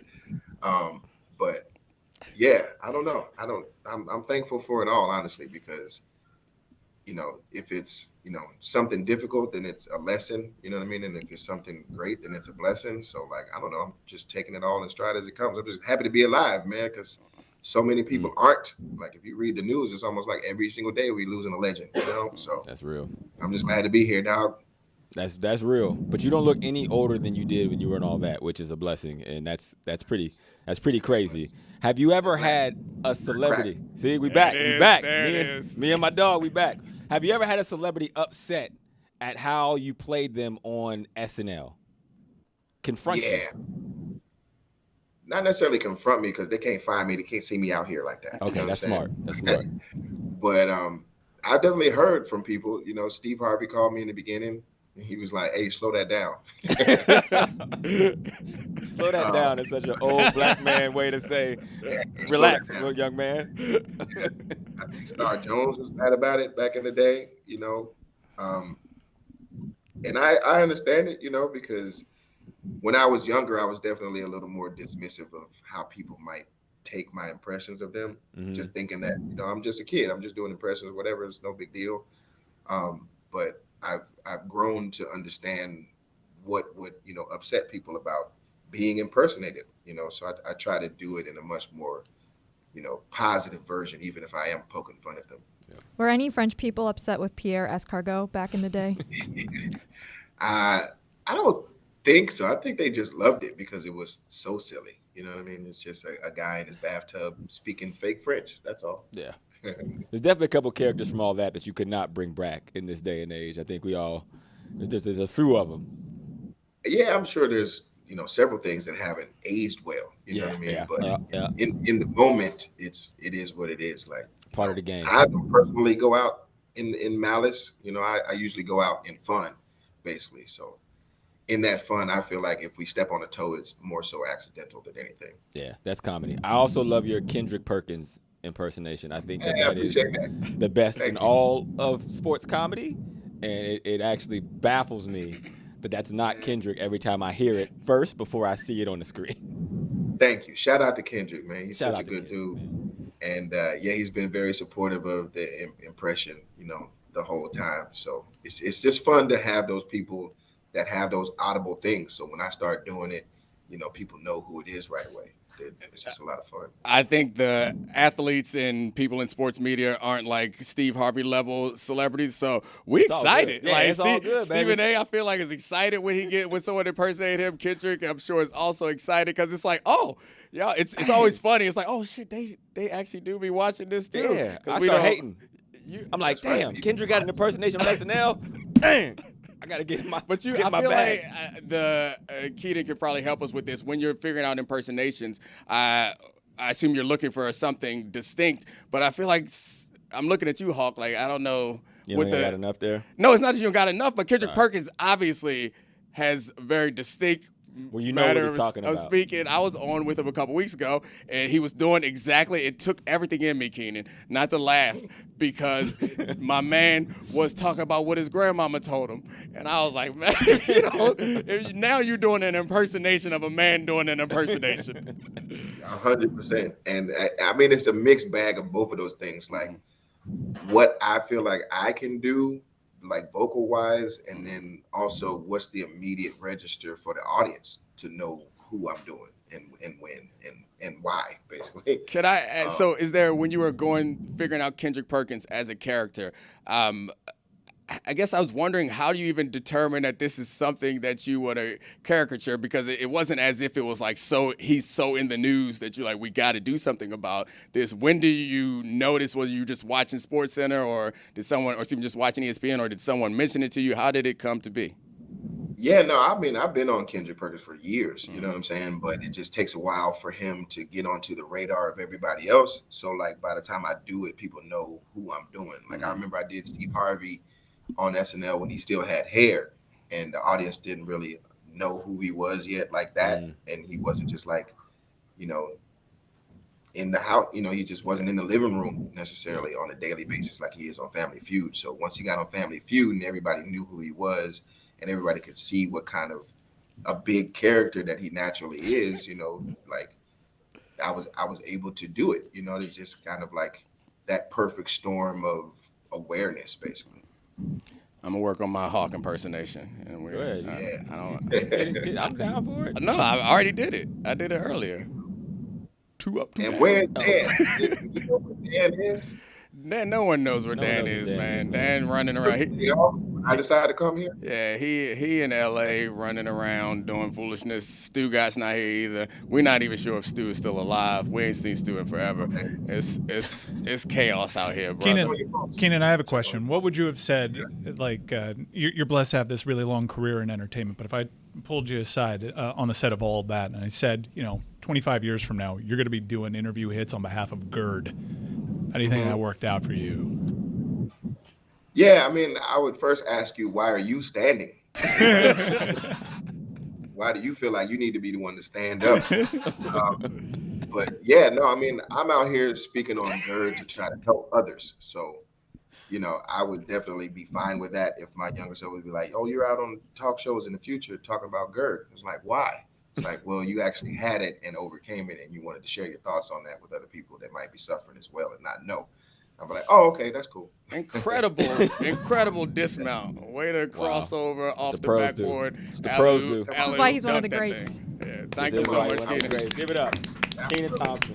One of my favorites of all time. We appreciate it. Thank you so much, Kenan, for coming in and making at least one of my interviews go well. Thank you, sir. Hey, man, I hope that the rest of them do, but you never know. Yeah, He's they got probably, time. yeah, Two up, two down, Kenan. 2 up, 2 down, always. My boy. All right, Represent. Oh, man, that was so much fun. I knew it would be. You were great, man. Thank you. I was excited, bro. This is like when Jason Tatum thinks he's gonna be the MVP, but Jaylen Brown like, nah, bro. I came in here all hype, was like, yeah, I'm gonna cook today, but really just rode the back of the 40 under 40, 50 under 40, all the lists of Andrew Hawkins. I don't know a lot, right? But I know what I know. So there's no prep. When Kenan Thompson comes on, I don't know about everyone knows, listens, I don't know everything. And if I don't know, I have no problem telling you that. But when Kenan comes in, I am a PhD level at Kenan Thompson That was sketches. Textbook on how not to start an interview. Yeah, it was pretty bad. But I also I closed it poorly. Oh, the Morgan Wallen. I mean, you gotta ease into Morgan I thought that was Yeah. really funny. Yeah, I thought so too. It's funny, but think it's just a little jarring when very that's the comfortable. first words he hears. I tried to be too comfortable at the end too. Like I just wanted to say GERD. Like it's it's just It a is funny a- thing to say. yeah, it's a funny word. I understand it's an infliction, and he went serious with it, and then called me out for standing. Number one, he said, Which he was first right off, about, by the way. why I'm are you definitely the only one standing? Hand up. That's on me. We might get aggregated now since he, you asked him about it. It's getting aggregating all the trades. Maybe they're going to pick up on his answer. Yeah, it was a pretty smart question. I mean, was a the great N-word question. thing, like, Yeah, I he was took just, it- yeah, like very of the moment right now is that he walked off the set. at the Yeah, gate. what happened there? Then we might have been aggregated, but then it became very clear that no one should listen to. We're trying to get our newsy clip, and it's just like, well, thanks, Dominique. Also, he was next to a very loud AC vent. Or he was on an airplane. That's a pretty boss move. to do an interview from an airplane Yeah. or the AC vent. I said 2 up, 2 down. Listen, we don't come out. Every shot you shoot isn't gonna go in. Do we From find out Ohio. do we find out the score now or in the post game? Well, we gave up an empty net goal there. So Wow. We'll find. Oh, we're playing hockey now. We definitely lost. Yeah, we are. I thought we were Big playing L. hockey the whole time. We went We're hockey down by- nicknames and everything. yeah, Wait, we were down by 2. Now we gave up the empty netter. I thought we were playing baseball. That's I think We a big definitely- issue with how we're scoring definitely this is weren't because playing we're not even baseball. on the same. That was sport. our issue the entire time. We I had don't no think the idea Kenan what interview sport- went bad though. I thought that was a good interview. No, like by comparison We bounced back. to the earlier interviews, Okay. yes, that was one of the good ones, I guess. All right. It also may just be me being excited to talk to Kenan Thompson. I That thought might it be. was great. I was excited too. Obviously, I'll prepare better for interviews in the future. I apologize. Hand up. I'm going to go serious right now in order to make Mike uncomfortable because no matter what, the best part was when he dunked on Mike and Mike was standing up, trying to smile like he felt good, but it was uncomfortable. Yeah, I have my regrets there. I was just trying to, It was make a funny light. question. About GERD. It was. No, it was a But great also question. he had GERD, so he was kind of like Wanted to go. he played it down the middle. Mm-hmm. But when you in retrospect, after he started to answer you, I'm like, oh, okay, I can see where I he wanted to didn't ask, take is that it a double-edged sword to be afflicted with something so fun to say? great. Yeah. Well, we got show awards coming up. We'll determine the final verdict on how things went today. And Chris, how we doing? They say a series doesn't start until a road team wins a game. So I think we still have a shot in this series. Why you sound so sad? Like I get it. Like it's fine. It wasn't perfect today. Good ass show. It was You know what fun. I think? People enjoyed today's show. I agree. I know one thing about a man named Dan Le Batard. He gets a little nervous when I come in here and get cooking. So it's not bad. I drop one off my foot. It's a little. I want Dan to feel comfortable because you know what tomorrow's gonna be. Best show in show history. Guaranteed. Guaranteed. Mark it down. Everybody looking at me a little sullen in the face like they don't believe me. Well, we got to lose a couple because we have to work Thursday and Friday. Shh, don't tell the people that I threw the first game. Don't tell them I threw the first game. You think I don't know how to interview? You think I can't ask a list of questions? All of a sudden, I can't ask a list of questions. All of a sudden, you don't know the mic is going to hit that button in the middle of a Oh, you think that was a mistake? Come on. You think it was a mistake that I went womp, womp, womp? It was a perfectly timed one. But what about in the Kenan interview when like 4 sounds played? Yeah, that's because that was because I was trying to do a callback. Was that also you? Huh? My grandma said you can hunt, you can hear. What? Yeah, so that one was like, okay. I forgot about that one. Also, the Dan question was a little awkward. You can hear is such a great old person Yes, comeback. If you can hunt, you can hear. All right, awards. Why are you telling Mike about the hunt can hear? My bad. Was I not supposed to? That's internal. Okay. That's internal. Hey, we're all family Leroy's, That's man. fair. I'm going to give We're all Dominique Leroy's and when I'm in the Charlie building. an award. Ooh, we get an for award? The best energy having had 4 hours of sleep last night because your flight got canceled. All right, good job. Good job. Good job. Well, Deserve it. All right. I appreciate it. That ordeal yesterday was longer than I would have wanted it to be. Doesn't sound great. It doesn't. You said, all right, I thought you had an award. No, I didn't. Well, I think he was a little offended that they got awards there and he didn't. Okay. Well, Well, how you much were how much not on a- sleep did you have? Yeah. How many sleep? The award was only applicable to them. That's why I singled Okay, them no, out. that's fine. I mean, I'm How many okay. How many sleeps did you get? I got enough sleeps. I got my typical amount of sleeps that I typically get. I would like. I mean, you also have awards. You got real awards. Can today. never have too many. Okay, awards, well, I would like to give Andrew Hawkins the award. Yes. That dude got so many awards. Good job. Good job. Yeah, you deserve appreciate all you of guys. those awards. He doesn't and even that know. award, yeah. There's so many.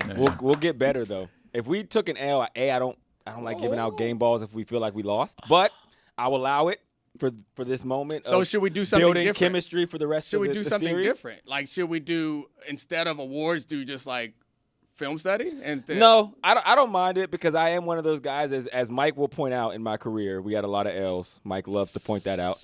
And I always right did there with enjoy. you. I always did enjoy when the coach would be like, "Hey, we got to play better." You know, I mean, we got to be like Hawk, man. Hawk gave effort start to finish. I would always love those moments of like, yeah, we lost by 4 touchdowns, but you seen the effort I was putting out there, coach. So I don't mind getting a shout out still with an L. Andrew Streeter. Good job on the Look at Me Leroy's, Look at Me Louie's. Good job. Good. Does he get an award for that? Or I don't know. Just Bluesy gave him style one. there. You did just give him one. Yeah, I don't know. There's some awards that I'm glad we finally addressed this because it has been weighing on me for a few weeks now. that we don't need more. Louis was fine. My favorite part was Kenan out the gate, no context, no background, was like, hey, you don't need multiple of those. Immediately, the first thing he said. I would have given Chris Cody the Adult in the Room award. that's a first. That's Okay, scary. I don't know if I No, I agree mean, with that, but okay. No, I think throughout the show today, and maybe it wasn't in you guys' ear, Chris held me down. Held me down in the ear with timing and preparation. Yeah. And also, when I was reeling an interview, you know who Chris, what you got over there? Hey, Chris, Chris. help me out. Yeah. Ask a golf question. Don't you play golf? Do something. Help me. He definitely he carried the In the Steve meantime. Williams interview. Yeah. I'd like to give an award. Ooh. Best Uber rating award goes to Jess. That's a 5-0. Anyone want to kind of see that 5-0? 4.97. Are we believing her on that? No one wants to gotta see do I it. showed Mike. Okay. Oh, Perfect, just like my GPA in college. What? GPA perfect. You had a perfect I don't know why I GPA said in that. college? Yeah, senior year. Oh, I don't know if that counts. That's impressive. What's And your- freshman year. Where's your SAT score? I didn't take the SAT. Oh. Oh, lucky you. This game I don't want to play. Okay. Because I would win that award too. Oh. Yeah. Hey, yeah, good job. I wanna- Smart. I want to Smart. name one of our awards, and this for all week since Hawk's with us. We will every day name Did you know our you were here all week? most of the days. Yeah. Okay. News to me now. It's our award. And who from the show today do we? I like him. I'm Who's going to our go I like Kenan him? Thompson. Kenan Thompson. That's Yeah, why I like him. Yeah, that's a like good him. choice. I like That's him a good award choice. goes Good to choice. Kenan Thompson. I like him. He took that Mike question in stride. I like him. So, Roy, Yeah. I want to give you the Roy Award. Yeah. He's always Roy. No one was more Roy than you. Hey, listen. Way to go, I Roy. did my Leroy job. tried. I did my Roy job. and Leroy. For Roy sure. Lee. You We're in competition. Geroy also gave it a late run. Yeah, it's a tough one this You week. held down the Roy Award. Geroy, I can't believe Geroy. That's not. Why is that funny, Twins bro? went after me, man. He is the all-time leading receiver in Maryland history. Oh. I like him.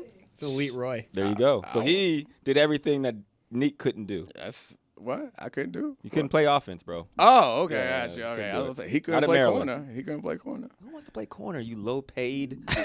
Come on, we covered this. I mean, I had No pun offers to play intended. offense. I chose not to. Okay. Is there a B Roy or a C Roy in the fam? No, just Lee and G. Just Lee and G. D Roy. We out. Definitely lost game one. That's an L. Yeah, it's fine. Stephen A is opening up for a sec. This series is over. I accept. Yeah. I accept. LeBron James. Game Be one better out. next week. Game Ladies one and out. gentlemen, we don't have to show up Game for the one rest out. of this series. Game one out.